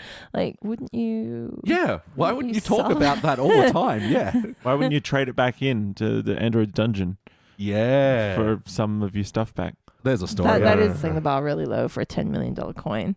Well, Also, it jumped from $500 to $10 million. Yeah. Way too That's far. also bizarre. They should have been dropping hints about how important coins were to Monty Burns, like through the early parts of the episode. So it makes sense for him to be desperate for the coin, Or if it was going to be a bigger plot line, it could have been like he already owns the coin, like he's only got the only one, and they've got to like trick it out of him some way. Wait. but, like, in no, a that's better good. way. I don't mean to cut that down, but but his is better. yes, it is. So what? So what? Instead of the kissing Lincolns, it's the kissing Burnses, and he has to buy it to get it back. Why is he Keep on a it out of coin? circulation. He's Monty Burns. He's been around since like 18 diggity. And he's a bajillionaire. Bajillionaire. Play count. How many times before tonight have you seen this episode? I haven't. No, never. No, ain't never. And never again. Yeah, I've seen this like once. I have not felt the need to return to this episode. Too much of a struggle. Dude. I Yeah. feel so tired. Wackiness. Was this a particularly wacky episode? I was in parts when Bart swallows that fucking Oh, when he's doing the Imp. lantern fish. Lamp. and Yeah, then he's the jack-o'-lantern. Holy shit. And then the other part where there's the freeze frame and then Mo comes in and starts picking pockets. Yeah. The fuck, man. Was that like a wax museum bit, or was it just like having him walk out onto a pause screen bit? Walking under a pause screen. That's gross. Oh, I got it. Because we just watched that episode with the time sandwich before. So, like, Mo was really sad as he was walking through that scene. That's how he was able to move much faster than everybody else. Stop jiggling your legs. Oh, sorry. Sorry. I can just hear it through the headphones. Like, dug, dug, dug, dug, dug, dug. Anyway, sorry. Go ahead. Stop it. Any other wacky miss? Yes. In this universe, leprechauns are real. Oh, yeah, that's what I was going to say about the montage. Didn't need the leprechaun bit. Did not What need the the fuck was that leprechaun about? bit. Yeah, and then they murdered it. Yeah. Well, no, Murdered they the just leprechaun. ringed it. Ringed it? The ring. That was a murder. Yeah. That's a movie about a murder. That is Yeah, a movie eventually. But then She it didn't goes. die straight At away. least like 2 weeks later. They've got fresh water down Well, there. it's 7 days. That's why you get 7 days. That's how long she had. Yes, in her murder. Yeah, eventually. It's at least attempted murder until it's actual murder. It's not like, oh, we're just having a fun game and look, you happen to die several days later unrelated to this. Like, man. Yeah, that's some jigsaw level trying to remove the responsibility like- of yourself shit. If I buried someone in the walls, No. am It's I a like murderer if until the you- moment they die? If you buried Bugs Bunny in the walls. Wow. Yeah, They're no, not real. all right, if you had a punch up with Bugs So- Bunny and then walled him into your house Am I? and you could Am I a still hear murderer? him in the wall. Do I go to jail or the asylum? I'm tired. I don't like this episode. It's making me uncomfortable. I have a joke that I liked and I just read my notes and saw it. Boy. It was when Bart was crying and he went upstairs and then Homer's like, you go deal with it. And she's like, no, I deal Oh, with no, it. no. She said, oh, it's girl trouble. That's And he your goes- domain. No, he goes, no, it's clown trouble. That's your domain. That's right. Yeah. I And like then that. they trade it. And then he's like, okay, fine. But you get strange new feelings. And Yeah, I actually don't have too many more notes on the wackiness that we didn't already mention, but I mean, comic book guy's little fucking shampoo commercial. Yes. he's got luscious hair. Yes. God, it was like, it just looked like a GIF in motion. So let's all masturbate to that later on. Wow. Yeah. What the fuck? It looks like a reaction GIF. A GIF But in motion. no, I'm hung up on the second thing you said. Did you say let's all go masturbate to this? Yeah, he's like doing the slow motion. I'm so sexy, letting the hair down. You know like, what? I'm keeping isn't my it hair like- tied up all the time now. It's isn't he doing the sexy librarian? Yeah, but Jordan, you also need to stop bathing in streams Yeah. under a full moon. Yeah. Speaking of which, how about the heart of this episode? Looking over my Oh. shoulder as I come out of the water. Depends by what you mean by the word. Anyway, do you feel It's a fountain. the bumps? No. No? Oh, look, okay. I didn't mind the Homer Bart plot line. I think it was nice that they teamed up and he was trying to do something with Bart to make him feel better, but it wasn't a particularly like sappy, Yeah. emotional. It was Episode. a sweet montage, but it was also silly. They did like the leprechaun stuff. So Yes. I mean, even at its best, it wasn't incredible. It was garbage, let's be real. And what about Krusty's descent into I don't have a jobness? I've seen it too many times. He's already lost his show so many times I just don't Yeah. care anymore. Yeah, when he did his 4,000 episode, and I was like, oh, this is like his comeback special. He just has a special guest on to like talk about him for a bit. I was trying to remember what the whole shindig was for, and it was for that, and then to announce the Krustaketeers. Like, I don't know, there just seems to be such a disconnect to that. Yeah. And stupid. the whole Krusketeers didn't make sense. That could have been a plot, but it wouldn't have been this plot. You know? I mean, it's like we talking to them, producers or something, trying to say what's going to bring back some views. Let's bring back the Krusketeers. Yeah. Let's actually have a group of children instead of, for some reason, one child that then you don't want to put onto the TV. And why was That's Nelson it. doing flash dance? I don't understand this episode. I'm getting No. so angry now. Oh, the Why was flash he doing dance. flash bit. dance? Yeah. No, I'm just sharing her outrage. I don't know why he was doing that. It didn't make sense, people. Was it part It's of in his? Revelation. Sorry. Was it part of his Ow. comedy routine? No, but also his first bit as well, where he got the nerds on the xylophone and he's Yeah. like punching their butts. At least that was a Nelson thing to do. Yeah. Yeah. I it's mean, true. it wasn't a particularly funny gag, but it was a Nelson type of this is my skill. I can Yeah. punch nerds and make them into a xylophone, some sort of nerdsophone. But the Flashdance thing, I don't understand. Yeah. And he said in that moment as well that he was just like spotting his marks. What's the theater term for that? running Breaking his legs. running his spots. Yeah, so he was told to do this. Yes. Like, what is the Krusty the Clown show? Like, seriously. And what do Crusketeers do? Like, if they're doing a Mickey Mouse Clubhouse type of ripoff, that's not what it is. Yeah. That's not what happens. They wear a little uniform and they look super cute and young and like... Well, back to your point about there should have been more of them then. If they were doing a Crusketeers revival, there was 6 then. Why is only 1 now? That's what he said when I'm looking for a new Crusketeer, and I'm like, oh, you're just doing one? This is really a fucking bad idea, man. What are you doing? But ultimately, did this feel like an episode of The Simpsons? No. No. No. Yes or no? Would you watch it again? No.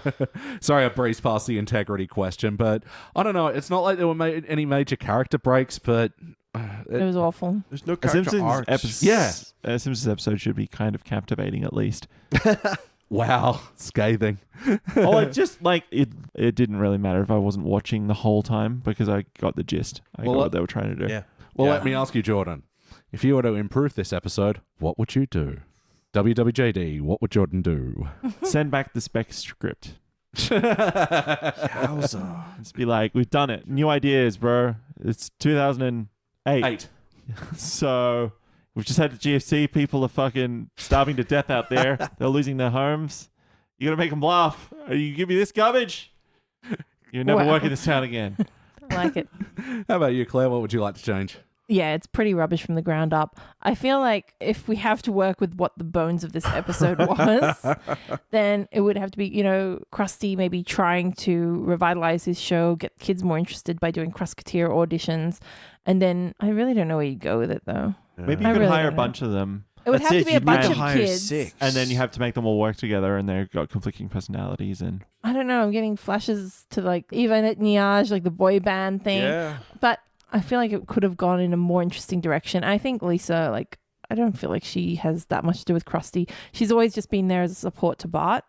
It could have been like a power struggle of like they both got in, but then like who's going to be at the front of the dances, who's like his favorite Crusketeer. And because Bart's not particularly good at practicing or like rehearsing and things like that, but Lisa would have done like maybe a very solid and practical job, she starts getting a lot of praise for it and doing really well. So it could have been like a bit of a sibling jealousy episode maybe, or... I was going to say, even like building on that, like if you had Krusty expecting her to be a big fan of Krusty and the Krusty show, and so she doesn't know any of the trivia, and so she has to enlist like Bart to like feed her info and like teach her about Krusty. But there's no way she hasn't seen it as much as he has. They watch Itchy and Scratchy, but I wonder if she like wanders off afterwards. Yeah, well, she's never been as much of a Krusty fan as Bart. Yeah, they make it very convenient when she is and isn't a fan. Yeah. How about you, Danny? What would you like to change about this episode? All right, so cold open on an empty grave.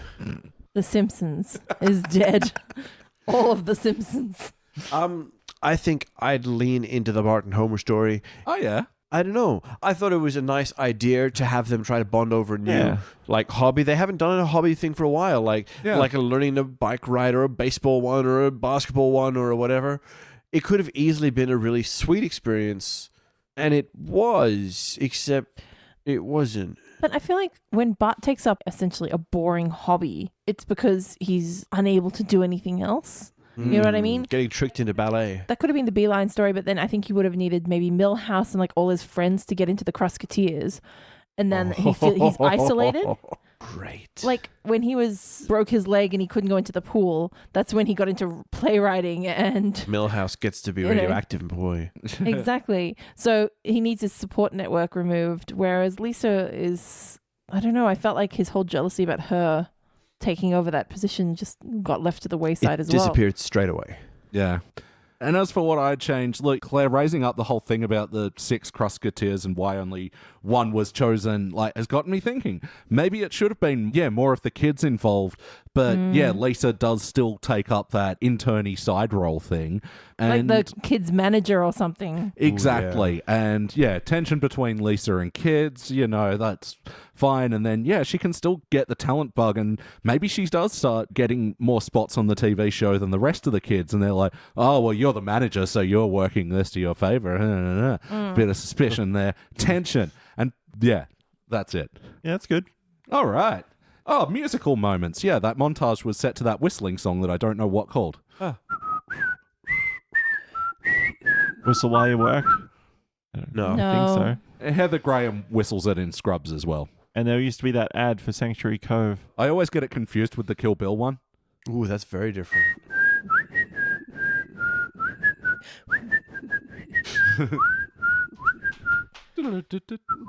Clop, clop, clop, clop, clop. That's her high heels on the hospital Amazing. floor. Right. Clop. I was just looked up whistling song and I'm like, it suggested Young Folks by Peter, Bjorn and John. I'm like, that is a good whistling song. I'll give them that one. Check out Spotify's top 50 whistles. Anyway. Oh, Wind of Change by the Scorpions. That's a good whistle. Yeah. Oh, yeah. Anyone have any other good whistle songs?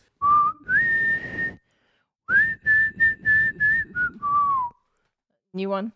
Oh, won't you come home? Oh, yeah. by That's a Edward whistle. Sharp and the Magnetic Zeros, yes. I thought you meant I can't whistle. Ooh, it's the sound of one hand clapping. No. That's not whistling. No. Bonzi. Oh, other whistling songs. Tighten Up by the Black Keys, yeah.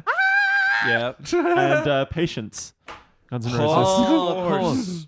Jordan, do you have any other notes? Yes. Did not like when he's doing the lamp bit. He's like, E.T. And he puts on a fro and says, B.E.T. I don't get it. Black Entertainment Television. That's the, like, in the BET Awards, it's for specifically black entertainment in the US. Boo. Well, at least he didn't pull a Trudeau. Yeah. oh, man. God, that one was really bad. Yikes. Anyway, I did like just the little line of, now that she dipped her toe in the business of show. Yeah. No, that was Cute. cute. And we're about to show you that this is a business. Yeah, Cut that to was commercial. bad as well. Cut to the commercials. Terrible. There's a bit where someone's like, oh, I know a clown that, like, who is it? Harpo, Gibber, blah, blah, blah. He goes, no, it's you. He goes, you, that Chinese clown? No, you. Disgusting. Did not like it. It's fucking gross, guys. Shut up. When did Jordana Corner? When did Lisa learn all this clown shit? She's Yeah, like right? baton twirling. She's fucking juggling. Like, It's we just- know that she's kind of unco. Applied maths Yeah. and sciences. Well, actually, sorry, I was meant to say that in my What Would You Change section. That she gets, the show business bug or whatever, but she keeps trying to re-relate it back to her talents that she already has, i.e. the saxophone. Makes sense. Accidental playlists. This is the second character in a row acting like a dog. Yeah, for the theatre. Yep. Very strange. Also, kind of sexual undertones when Sideshow Mel is like, The hydrant. oh, no, well, yes. I mean, that too. I mean, that's also fine. Point I was making. It's called hydranting. Yes. Anyway. Oh, I bet there's a Reddit subreddit. A Reddit Sorry, man. Anyway, mild sexual undertones. Sorry. When Sideshow Mel is like talking about a portrait, I'm like, oh, this young man was destined to be a star of the stage and screen or whatever. And then he goes, until I took the bone. Yeah. And then it's like his head with the silhouette over the top with the bone through it. But it just seems like he had to fuck Krusty to get his position. Or Krusty had to fuck him, whatever. But he took that bone and he hasn't taken it out since. I really liked when Sideshow Mel was like giving Lisa the trade secrets on how to handle Krusty. That was a really like sweet sort of moment. Here's the keys to the vehicle sort of thing. Yeah. And then she name dropped Mitzi. I don't care who it is. Gaynor. Gabor. Oh, Mitzi Gabor. Gaynor. Oh, like Gloria Gaynor. Yeah. Anyway, she used that to name drop the thing, and then they never used that again. I thought that would have been really interesting to see her learning to manipulate and steer Krusty to kind of. I do think that if they were going to play, the Lisa having to work for Krusty thing and Krusty being impossible to work with, that Mel being her support and being like her in Yeah, would have instead of been turning much on better. her. But then they needed to lean into that and actually Yeah. he could teach her things as they go along, like it would have been a much more interesting, much more heartfelt sort of aspect of it. You see, And because Mel is a bit of a snob, like an intellectual snob as well, his partnership with Lisa makes a bit of sense if they were going to have to play this episode the way they're playing it. oh jeez. All right, it's time for my final notes. Now it's time, when it's now it's time, when it's now it's time, when it's now it's time, when it's final notes. Elliot's final notes. That's Mitzi Gaynor, and she starred in There's No Business Like Show Business. Oh. No business. The like Mitzi no Gaynor. business. Yes. I don't have many notes, actually, but I don't Do you know have what mega this... notes? Pardon? It sounded like you said, I don't have mini notes. So, like, do you have mega notes? For fuck's sake. Rewrite that joke. Do you have Mickey notes? Hey. Can we rank Jordan? Participant. C minus. I hated the whole crusty by dry cleaning I made scotch. Now get my dry. Fuck that bit. Yeah. It's time to rank in. Sorry, I should have put some enthusiasm into it. It's time to rank this thing. Woo! Yeah. Ric Flair over here. Jordan just Doing would a be. snuff box. Yeah. We're here. Jordan, what are you ranking it? I'm flicking between two words. I think I know which ones they are. I was so bored. I'm like looking at my notes. I'm like, yeah, but what happened in the episode? Yeah. What actually happened? I can't remember. Still think I fail it. Oh, really? Were you so bored that you can't even bring up the anger to fail Well, it? I don't know. That's the thing. I'm like, I am bored. I'm not that angry. There were a couple of two like kind of racist jokes. I don't think you have to be angry to fail it, though. Yeah. Like, my point... Yeah, but if failure it is if it like- is so boring that you can't even remember what the plot was, I think that's a failure of an episode. Yeah, that's I what think I'm. it failed at being an episode. But that's what I'm wondering, whether it was just like, usually a failure is like something that's like so bad that I'm like, oh my God, I have to watch this again and like get angry. Yeah, but like I I think do a like getting participant angry. needs to give at least something to work with. We didn't want to watch this episode. We'd seen it better with Bart. So what are you ranking it, Claire? Well, failure. For sure. It wasn't participating. I feel like they phoned it in by taking an old episode, shuffling the characters' names around, and then rehashing it by vomiting it up. Like, How That about was you? Oh, terrible. sorry. Danny? Look, I think I'm going to fail it as well. Yeah, it's not a good episode. It's not.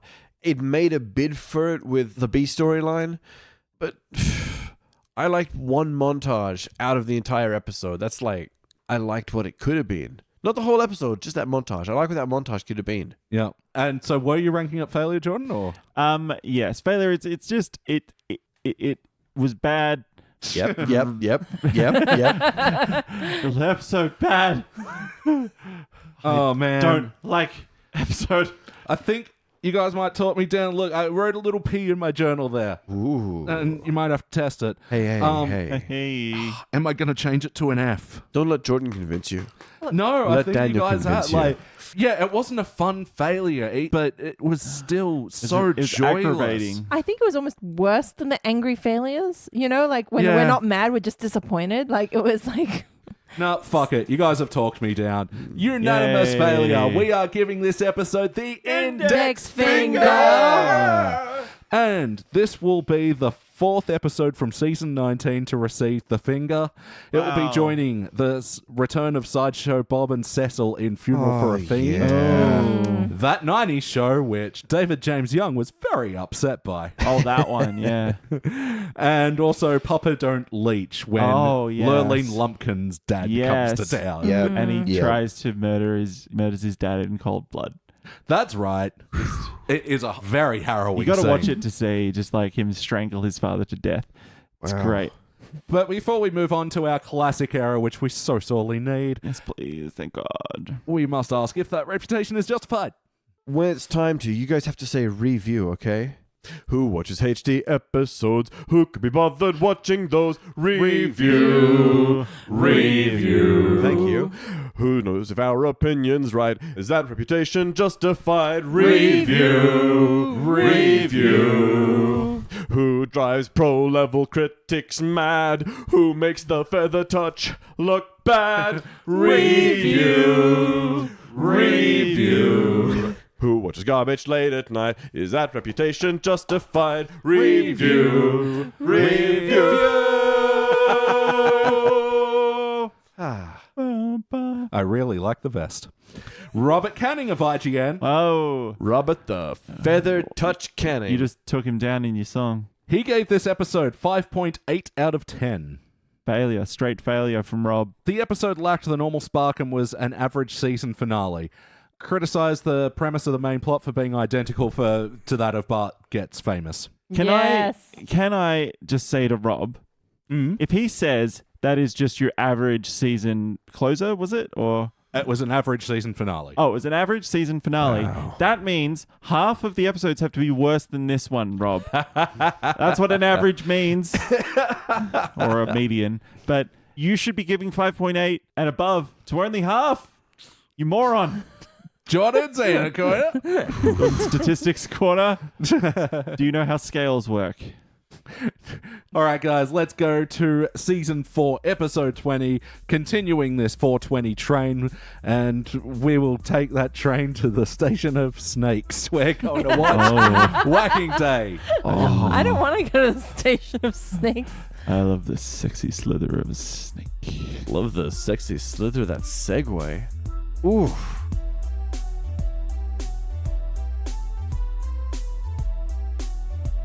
And we are back, and we just watched our classic and final episode for our 420 special. This was Season 4, Episode 20, Whacking Day.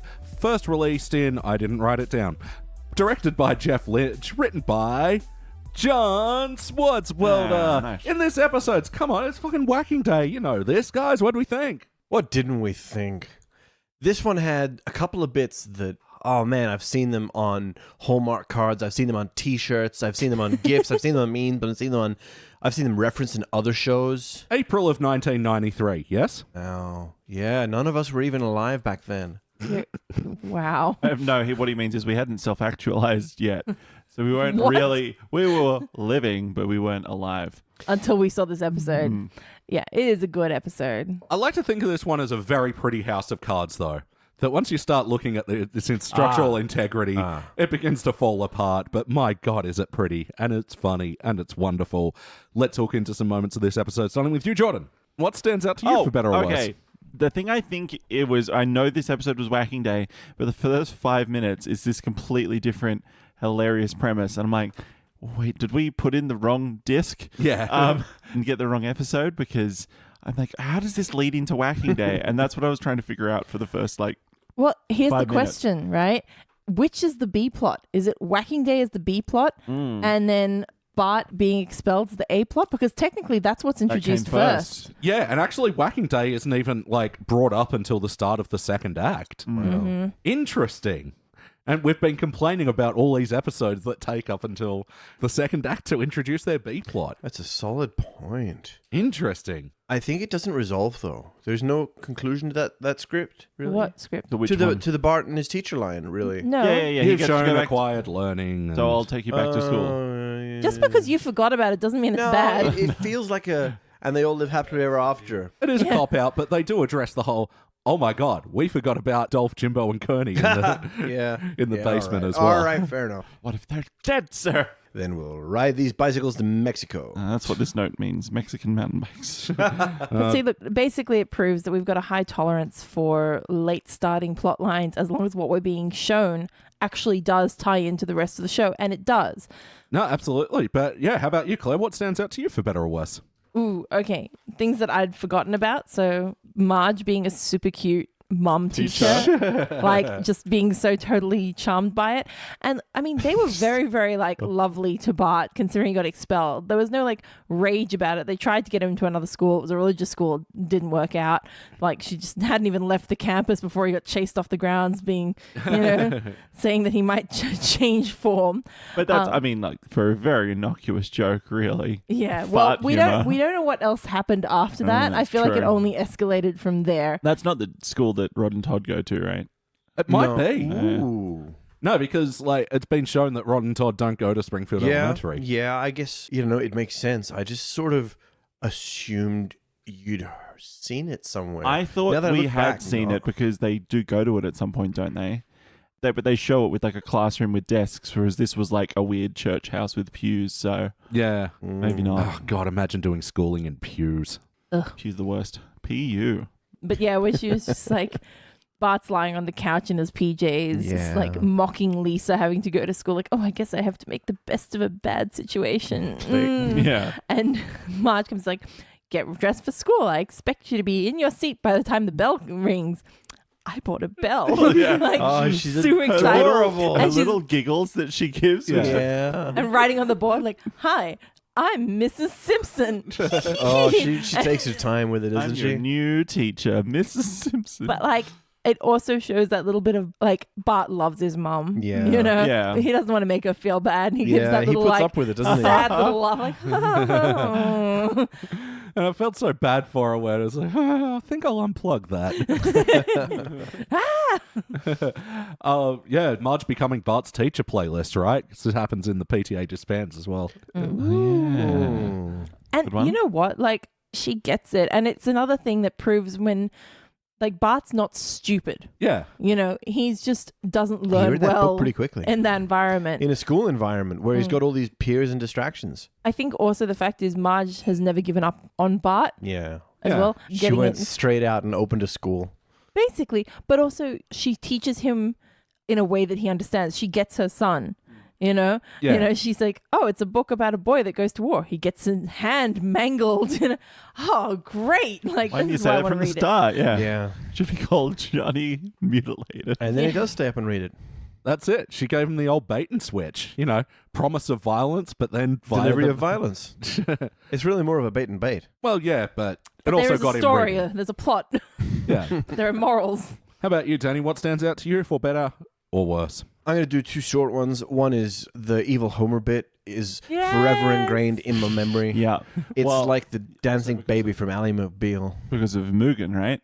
What are you saying to That us? was like your special Homer move. Oh, It was wow. anyway. It was in Mugen. Yeah, okay. That was the Street Fighter game on your computer where you could keep downloading new characters, and everyone had like 3,000 versus 3,000 Yeah. Street Fighter characters. Which is weird because you don't have to play as one anyway. This guy who picks a different character every time in Smash. This has been building up for a while, hasn't it? No, I'm just saying, like, because I feel like you don't have like a main. I played Donkey Kong a lot. We've digressed. I feel We we've have. digressed. We have. Your little bits? Oh, yeah, the other little bit, of course, was the other little bit. Oh, damn. That's a feeling. Isn't that a feeling? You had I Am Evil Homer. Yeah. I Am Evil Homer. Was it the other song? Oh, whacking day, oh, No, whacking it was, day. You nailed the entire solo to that song as we were watching it as well, Yeah, Claire. it's ingrained. That's what I sing to myself before I fall asleep at night. What is it? Like, we'll bash their heads, claw out their eyes. Their evil hearts will pulverize. Yeah. Oh, wonderful. Oh. Awful. Whacking day. So bad. Yeah, it's awful. What's the other part? I can't think of it, guys. Go on without me. All right, well, I'm going to say the part of the story that stands out to me is the guest star of this Oh, episode. yeah. Oh, baby. That sexy slither. I don't know how he gets his voice so low. Masturbation. Chronic and... Yeah. Wow, that was pretty good. Well, I really like that they essentially got him in there to, introduce Whacking Day, and then he's just like, "What am I here for again? Oh dear God!" Yeah. It was nice. It People was a are nice way sick. of getting him into like the plot, and then making him quickly leave the scene so he could Yeah. walk past the Simpsons house. Which apparently is pretty close to the Whacking Day festivities if Homer, took a brief aside from his Whacking Day enthusiasm to run a car Parking park lot, yeah. out of his house. Per Axel. Hello. I want to know that guy's story. Yeah. What's his car? What's it about? Tell I think me he more. bought it from the same place as that one that gets 20 kilometers on one tank of kerosene. Put it in H. Yeah, Barry White. I thought he did really well in this episode, and it's a He was great. very silly way to get the snakes to be attracted. But I mean, I'm no scientist or audiologist. Does this fly? It probably flies. I feel I would like, have thought it would drive them away. yeah. Not entice them. But, he was doing that sexy song and making them feel good about themselves. And they do understand English yeah. Yep. because they say, "Go in here," and they understand that Yeah. instruction. And they wipe their little snake butts Yeah. on the mat before they go in. Oh, well, they're not animals. They're basically human. Okay, I do remember the other part that stood out to me. Do you ken of a place where a bonny wee lass can Oh, wash her yes. long red hair? No, but there's a pool at my apartment complex. I that got in and drowned, but we got him. Lead the way. I like Willie, having a He's a bit down to earth, of earnest happiness bloke, in his isn't he? life. Yeah, the man that was ready to marry a tractor just Yeah. has this. Yeah. Well, that's a lonely man. While I've got your attention, there were a couple of other little things that are, I think we might forget to mention. One was, okay, well, now let's get back to the 3 R's. 2 R's come September. Yeah. Oh, so while we're there, this is the first appearance of Super Nintendo No. Chalmers. Is it? No way. Yeah. Really? Mm-hmm. Season 4. Yeah, okay, I could guess that, I guess. Yeah, Deep towards in. the end as well, like episode 20. Well, they do a really good job of setting up who he's going to be very quickly, and his Absolutely. relationship to Skinner as well. And their little 'Cause just bits that they do, Yeah, like their it starts so early banter on. is the one really about good. like, what do Putting you up think the of the banner. banners, Yeah. sir? Nothing but transparent toadying. Did that child just say, "What's a battle?" No, he said, "What's that rattle?" It's about the heating. Well, it sounded like he said battle. Oh, well, I've been having a cold. You hear B's as R's? Yes. So apparently, a good portion of this was actually ad-libbed by Hank Azaria and Harry Shearer. Yeah. Okay. Yeah, which makes sense. There's a certain... Naturalness. Yeah. Yeah. It's always the children's fault, That's isn't it. Yeah. Yes, it is. Nothing but transparent toadying. It was the children. I tried to stop them. Would you like a jellied brick? There's a grape inside. Oh, the I'm not made of stone. The ass-kissing laugh and the over-exaggerated patting on the back. And, Made of stone. oh, what a kiss-ass. But, yeah. Speaking of ass, Yeah. And Oh, then he gets Super pounded in the Nintendo ass. Chalmers like juicy, thick butt. It's reminding me very much of the scene with the tomato later Yeah. on with Skinner. Oh yeah. But I do like, and this And is what Buttzilla. Sorry? the Buttzilla, of course. He's butt he's playlist. thick. He's dummy thick. He's so thick. I was thinking of a different part. I was thinking of, would the world judge me harshly if I throw away the key? No, but the PTA would tear you a new arse. The profanity adds nothing. But I forgot about this part of it where, it's not just that Chalmers gets run into by a tractor, but then he also starts noticing the cracks within Yeah. Skinner's school where he's got the lunch lady working as the nurse and things like that. So I like that there was a little bit extra to back up why he was just like, no, I'm taking this off you. That's it. And it wasn't just Skinner being whipped or Chalmers just saying Skinner was so funny, man. Yeah. The He was part like where holding his own. he kind of. invites the 3 kids to get mountain bikes and then he's laughing on camera. Oh, I must have left that on. And he's like, Ignore that. Yeah. Hot mic, what hot did he mic, think hot about? mic. What did he mean about the fools? Those foolish fools. Who cares? I'm gonna get my mountain bike. And then, Skinner showing a bit more of that Vietnam thing. He was hiding in the roof and he cuts them off and traps them and he in. drops down. Yes. Yeah, from the bar above Why the was he door. in the right? roof? Play count. How many times before tonight have you seen this episode? Several. A trailer of mountain bikes worth. 3? Oh. Only? No, that's 3, right? Oh. True. That is 4. There were 4 bullies. Oh, it's Jimbo, true. Kearney, Dolph, Dolph, and Nelson. Nelson, and Bart. Well, At Bart 5. got out. But Bart got out. Yeah, Bart- but he was invited for it, so there would have been 5 mountain bikes. He is No, over no, No, they bought the mountain bikes after they thought they might have been dead. Oh. There was no mountain bikes, Nelson. So, wackiness. Whacking day. Wacky. Whacking. Pretty There's wacky. a joke There's to a make joke in there. there. Yeah. I mean, the Do you overall- know that the wackiness segment actually originated from Whacking Day? I've heard that too. That's a secondary source. Now I've heard it. It's tertiary. The overarching plot that there is this massive population of snakes I know. in Springfield Yeah. that they just ignore for the rest of the year, apart from this one day, the Weasel purge, when they stomping just get day. to kill them. Yeah, exactly. But And they're yeah, is this the they're origin just of the fucking- purge? It's sort of they're just a mockery fucking of everywhere. creepy, Americana, you know? Yeah. People can be so accepting of just weird, violent shit because it's part of tradition. Yeah. Oh, you know what else is wacky? Were it not a violation of God's law, I'd make you my wife. Or even the tractor, in Bart's fantasy, yeah. talking Yes. and laughing at him. Oh, and then the Tractor little, playlist. the exhaust cap falling off as Yeah. well. Ah. That's one of those things where I'm wondering if that actually did happen in real life. It was just puttering away and then... You mean when they were really filming The Simpsons? Yes, when that tractor was really laughing. Didn't you know The Simpsons season 4 was in entirely, front of a live studio entirely audience. rotoscoped? Oh, dear. Another wacky thing, Bart's desk is cartoonishly hiding so much rubbish. Oh, and the seagulls. Edna running over with the broom. Yeah. He packed it in a desk about, let's say, 10 centimeters high. There was at least a 1.2 to 1.5 meter pile of rubbish. Yeah, it looks like when you... What's that in Imperial? Who cares? Imperial's for losers. America. Clone troopers. Ooh, I know wackiness. Bart wanting to get a job tasting like new foods. Oh, yeah. Pleasing taste. Some monsterism. Yes, Monsterism. yes. I was going to say Wacky Tractor as well when it hit Chalmers and it did the cartoonish like pow and... Oh, Yeah. yeah. With like the spikes that Spiky alternate between flashes. white and red. Yeah. Yeah. Man, the bit when he's like, oh, a shiny 50-cent piece. I'll just lean on down and pick it up. I reckon that's pretty wacky. Seems to be stuck here. And Leading between to- two flowers or something. Yeah. Yeah, leading to the great tradition of Chalmers almost giving Skinner a good score, and then I'll write the 0 first, and then a vertical line to indicate the 1. Other wacky stuff. Homer's like kung fu bit. Oh, wonderful! It's so good. He's like triple flip across the garden to like backhand that snake. Yeah. Such a cool shot. Yeah. It's great. I love that whole sequence. Oh, the animators were having a great time doing that. Or even like Lisa coming up to him, everybody loves Whacking Day except for me. Is something wrong with me? Yes.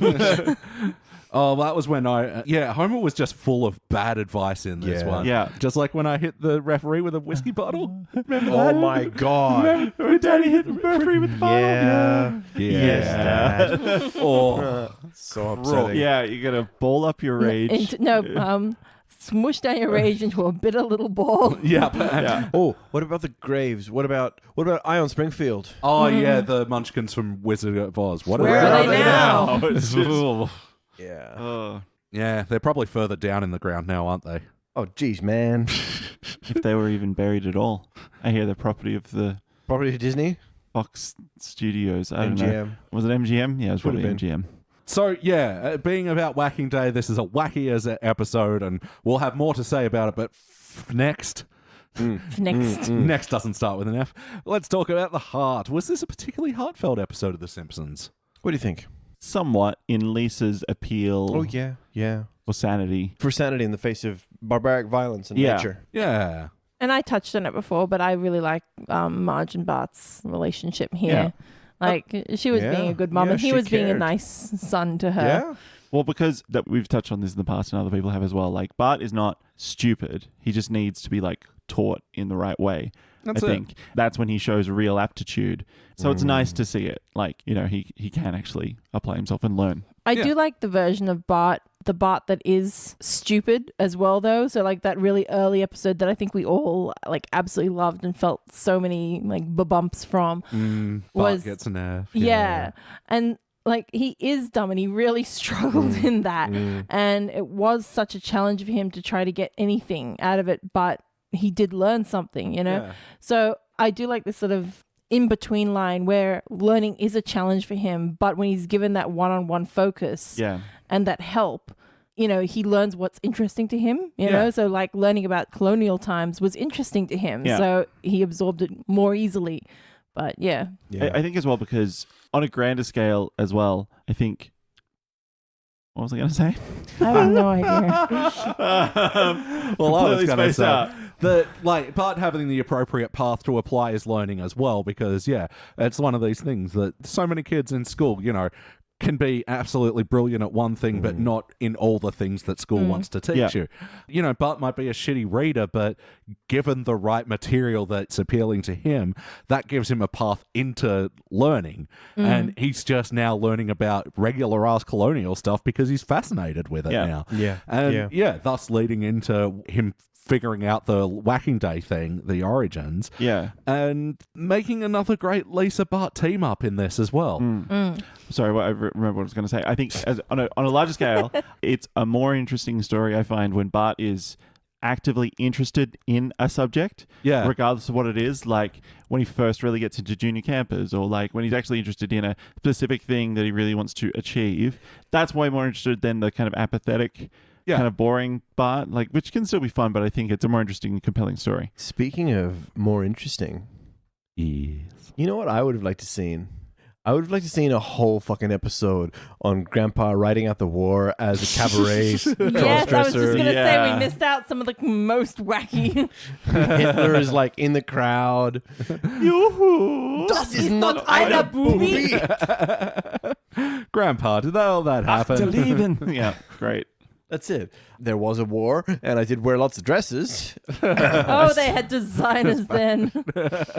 Oh, the reoccurring bit of Homer almost running his family down in the garage. Yeah, that was very wacky too. Even with the reused animation, but Yeah, actually that's that made it better. funnier because it Definitely. was an exact copy of Yeah. the first time. But back to the heart and the Lisa part of the story. Oh my God, her bass. She plays bass, and it was like a really beautiful looking bass. yeah. It was like this Where'd she pink- pull that from? I don't know. I didn't know the Simpsons had a bass in their house. And but an they've amp. got Yeah. like this pretty pink Fender. It's one of the ones with like the metal over the strings. Why do Yeah. they do that? You're the bass player. You are literally the bass player. You worked at a music store. You know how to like sell this shit. Oh man, you get the classic reverberation tones out of this mahogany wood bitch. Yeah, you used to write all the ads. You wrote the copy. I did. I had to look up why this was a thing once. It's like not a pick protector thing. Something like that, though. Maybe like a finger guard. I just assumed it'd be like a convenient like thumb rest for when you're playing makes sense. fingerstyle. Like you can get those little thumb rests bolted on. Yeah, I want to do that because when you're playing down on the E string, you got to kind of just awkwardly put your thumb nowhere. That's been bass talk. Ultimately, did this feel like We should have said. Was that a theme song? Bass talk. Bass talk. Yeah, I can't go that low. Darling, how doing bass talk with you now, baby.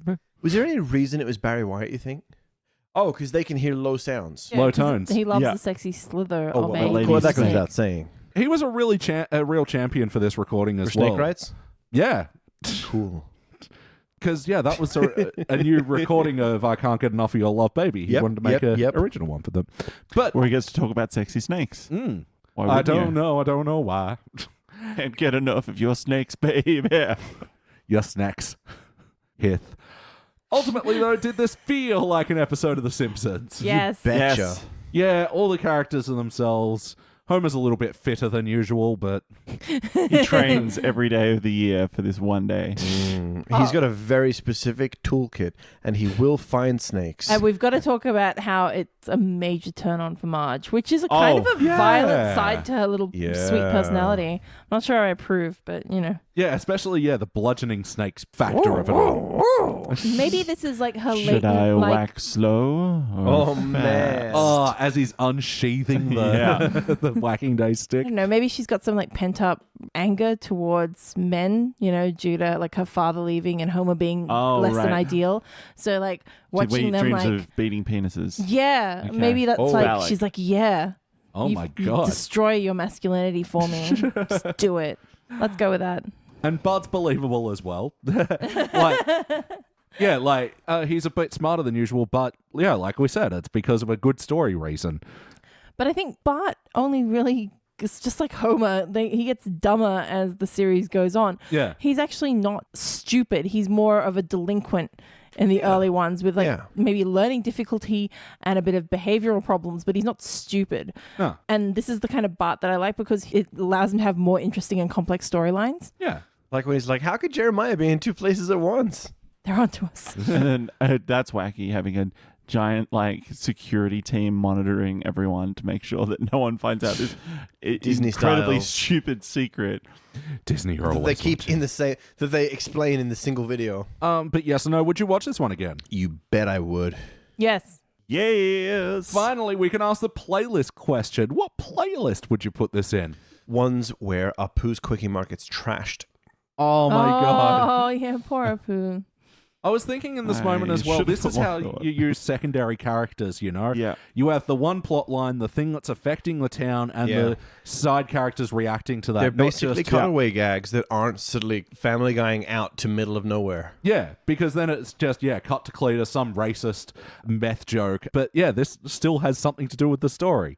Or cut to Wiggum taking shots at snake cutouts, and the first bullet goes right through the lights. Yeah. I suppose maybe Lisa standing up for animal rights Oh, yeah. because it could go with like Lisa the vegetarian as Yeah. well. Yeah. Bart applied knowledge, so yeah, that Bart gets an F1. Oh, and PTA disbands because, yeah, Marge teacher storylines. Good. I would like to merge this with Disillusioned Reverend Lovejoy ones, like where he does the, any old page will do, just read the Bible, Ned, or... Let me see that. No. No. Ooh, Marge Kinks.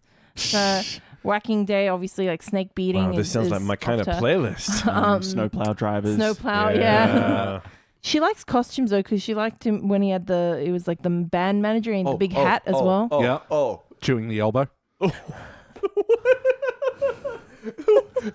Metal band name.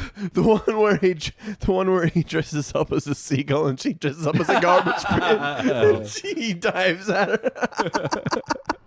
her. Me, seagull, you trash can. And she's like, whoa, whoa, dive on in.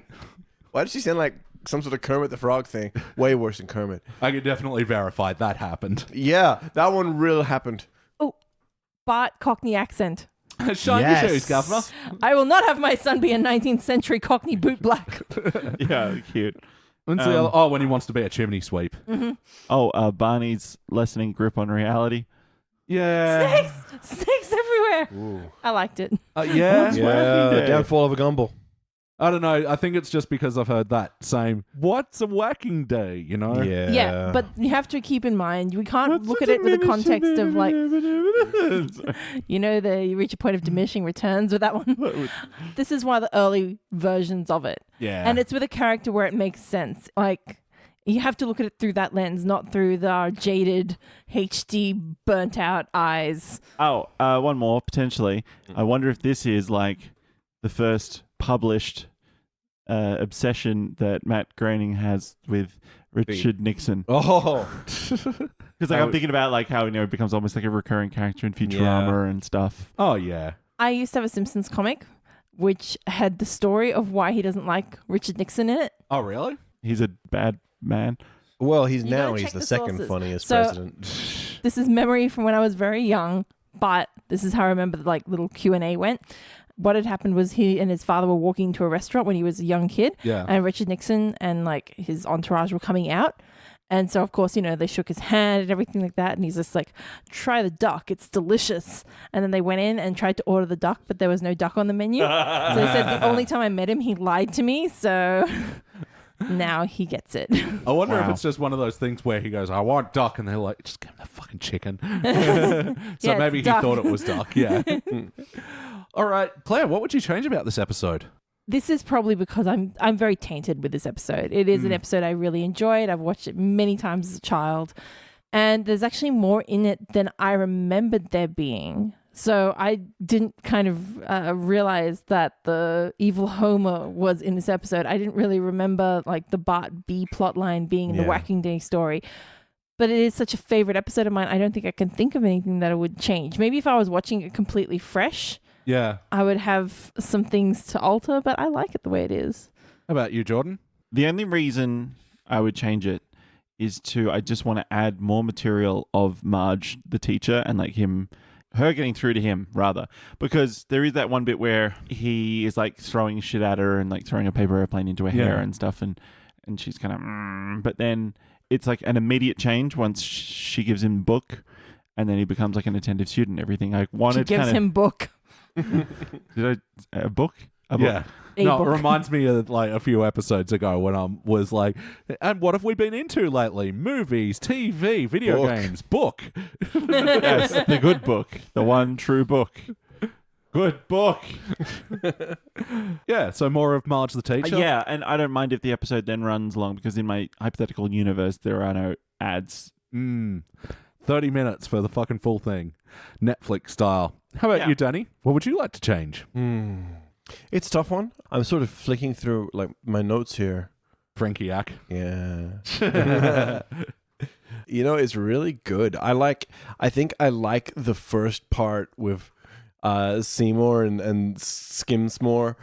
I thought that was great. I kind of like to stretch that sort of stuff out. 'Cause Yeah? it's the personal interaction that really gets me. They're great characters that play off each other beautifully. Yeah.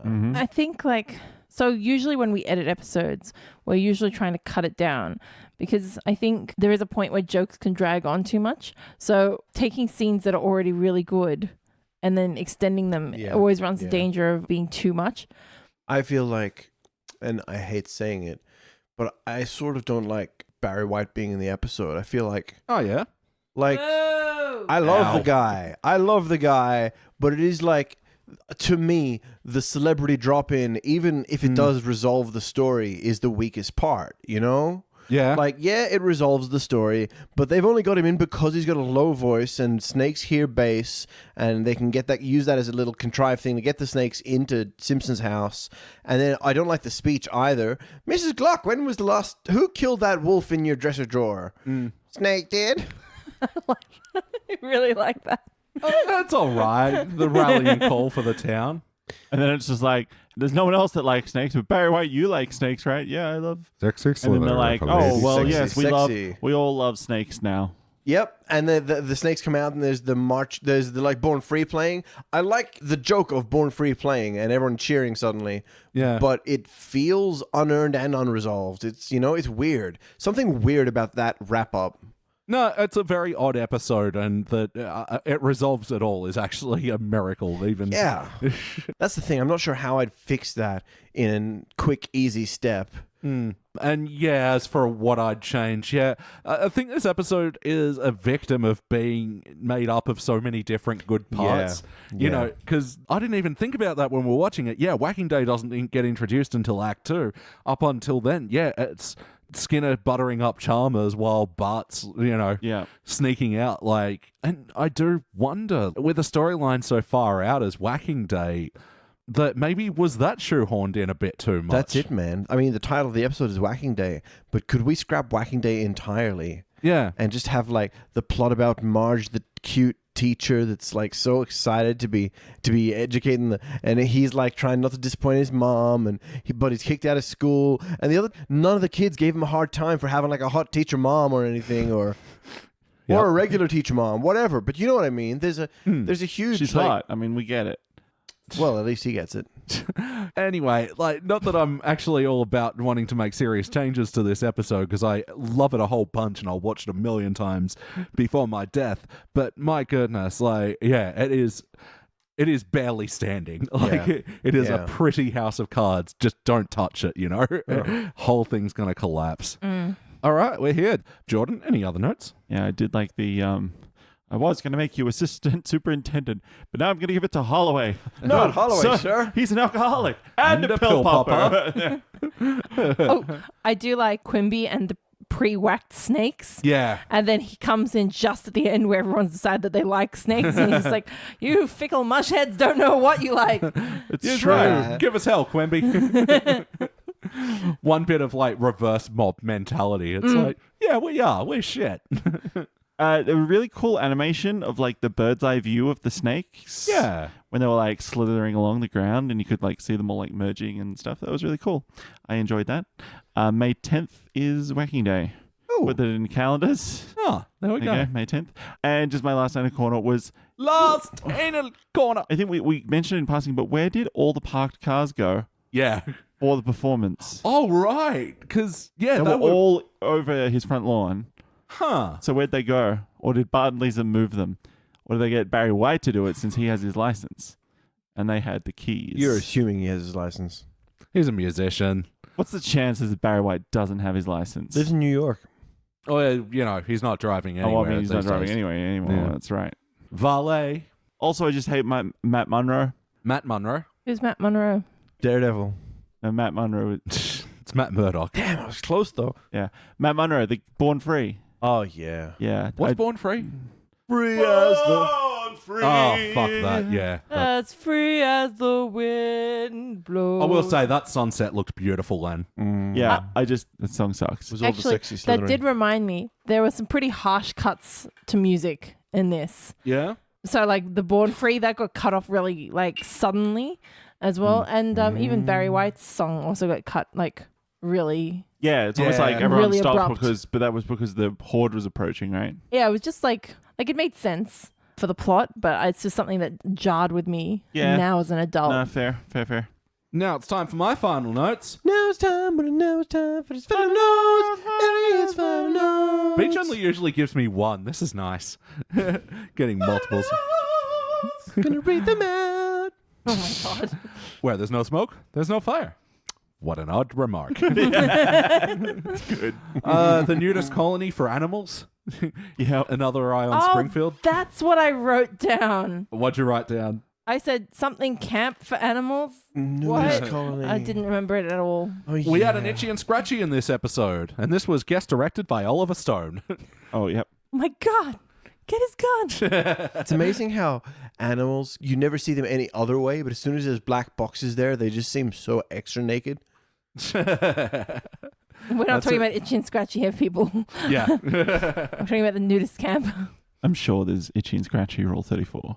Of course there is. The internet is a terrible place. Hold on, I'll be right back. No. Don't bring up the episode where Itchy fucks Scratchy. You're always asking for Twitter fodder. I played Panicky Idiot number 2 in the Poseidon Adventure. Why was there an interview scene? Like in the next scene, Barney's the town drunk, and then in the next scene, No, he was supposed to be. he's supposed to be the mayor. Yeah.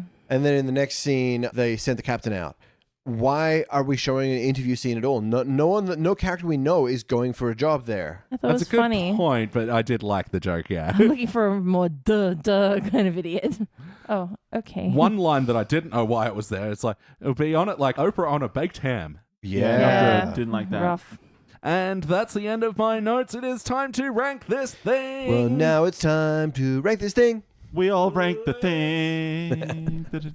Claire's turn to go first. A heavy burden has been placed on my shoulders. I am going for gold. Going for gold. Yeah. Look, I really do like this episode. I really enjoy it. I've known it really well, like inside out, as far as the whacking day parts at least. But I don't think it's 100% necessary for your watching. So it hasn't bumped up to cubic for me, but it's a really good episode. Danny. I think I'm going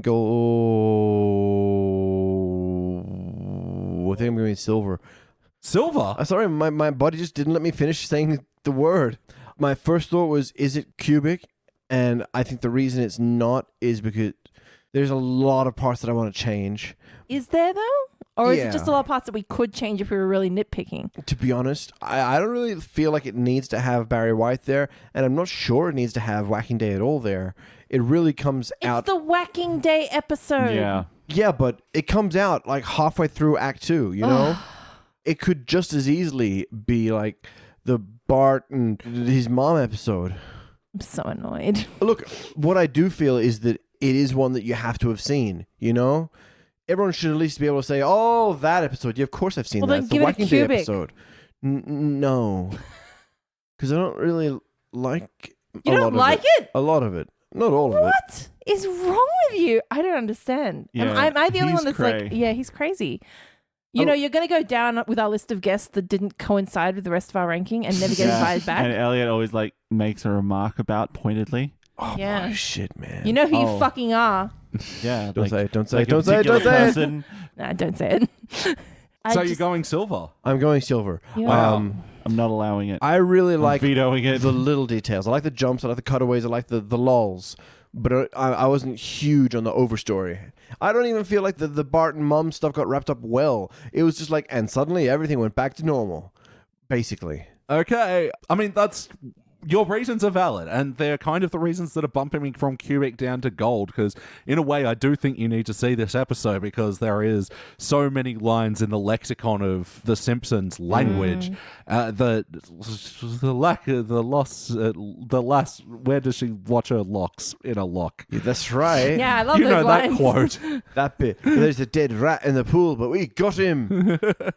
Jordan. I was thinking gold or cubic, but you're right. It's not, I don't know if it is essential. It's not a silver for me, to say it wouldn't be for other people, other half-wits. I think I had a fair Yes, reasoning.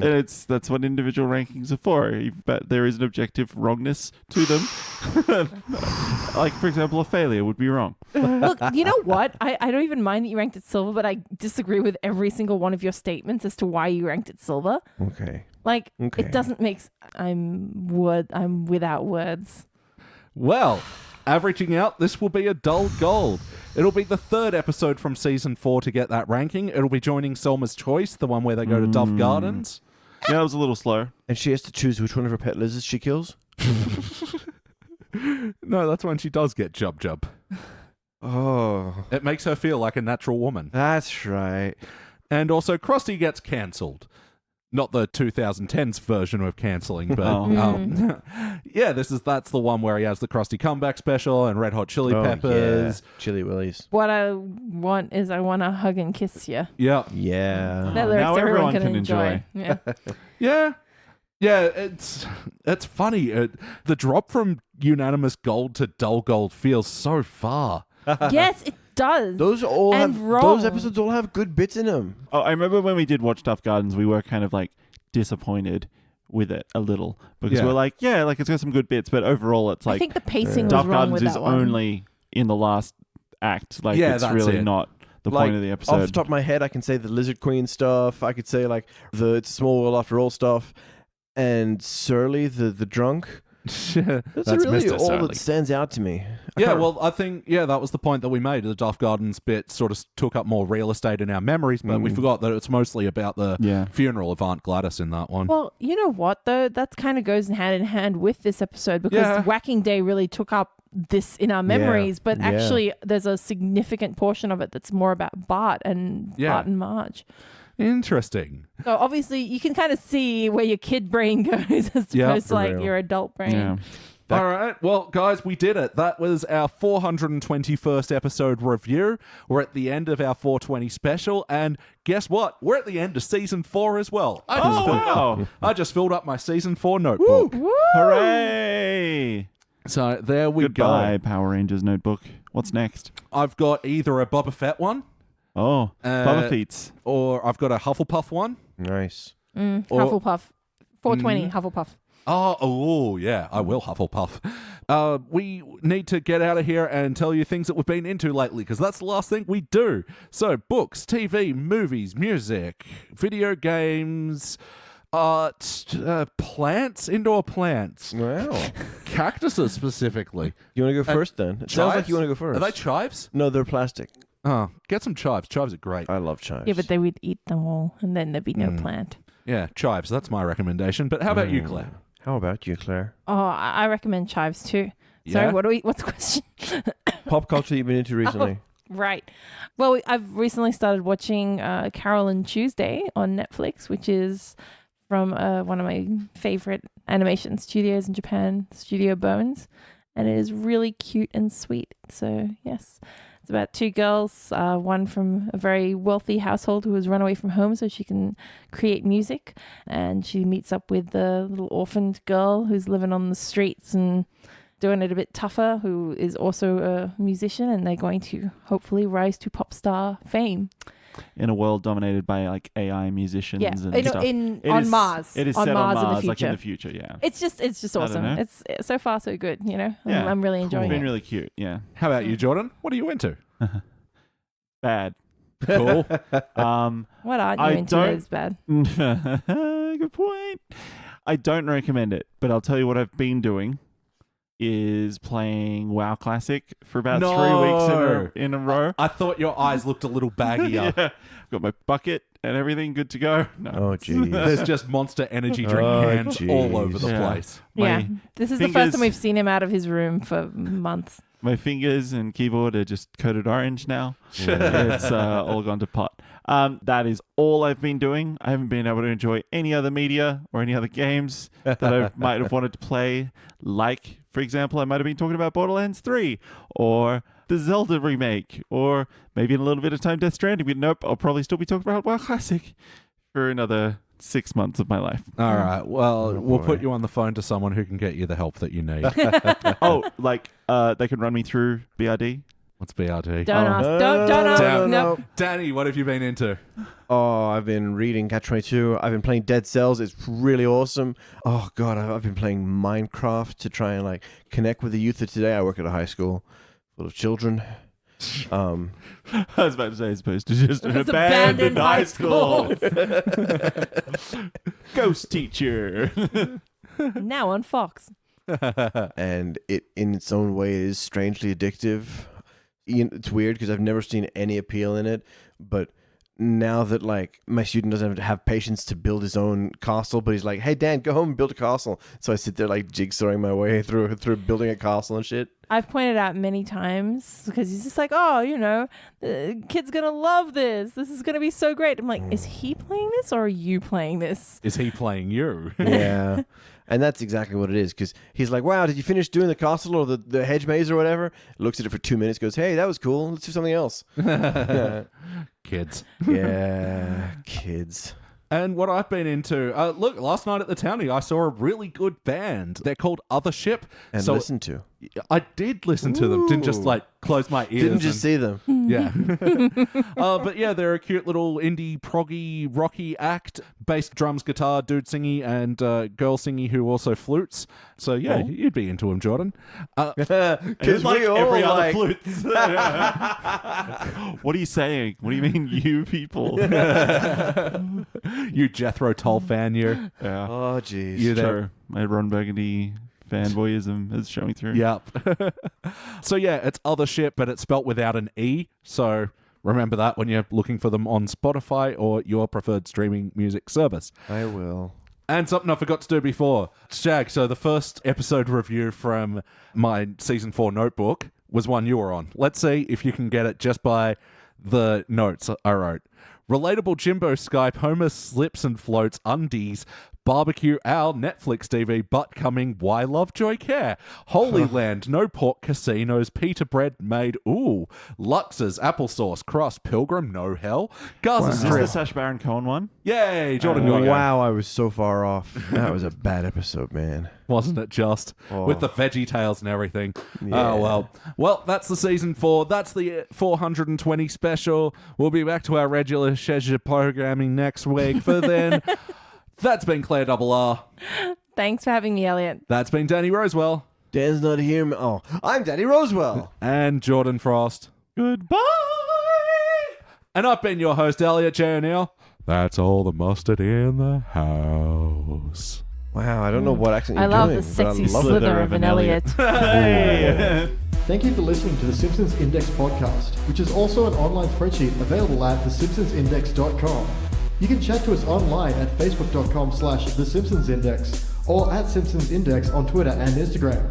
And now please stay tuned for the bonus scenes! All right. Ready? Ready. Ready, Steve? Uh-huh. Andy? Andy? Nick? Okay. All right, fellas. Well, let's go! Oh, Ballroom Blitz reputation justified. get back And to you. Dennis Perkins ranks, and then everybody thanks for him to do a justified. I don't know. This is first draft. We'll work on it. We're ballparking. Thanks, cunt. Oh, was that it? I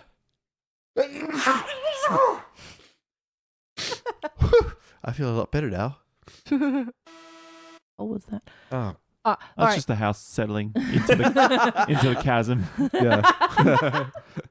It was gradually opening up around all of us. We better make this quick. Go down with the house. Anyway, more importantly was what I was saying. Fuck, what was it? Shit. Wackiness, way harder. Teach and Chong, Skinner. Cheech and Chong. Okay. No, what I was trying to say was Anybody want some ginger nut?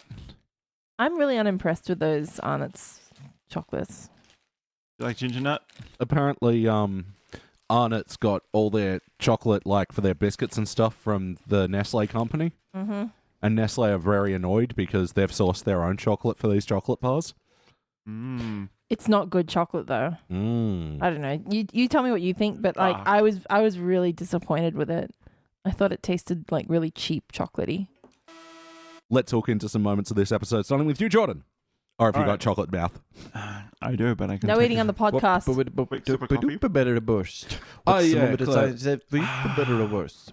It was fine chocolate, I guess, but my tolerance has been sort of lowered because I'm, for whatever reason, really craving chocolate right now. Really? We do have dairy milk though. Oh, you've got the good shit. Yeah, we got the good shit. Yeah, that must be a sign that you're body is low in calcium and sugar. Needs a Yeah, glass you of need a half. glass of exactly. Hey. Thank you.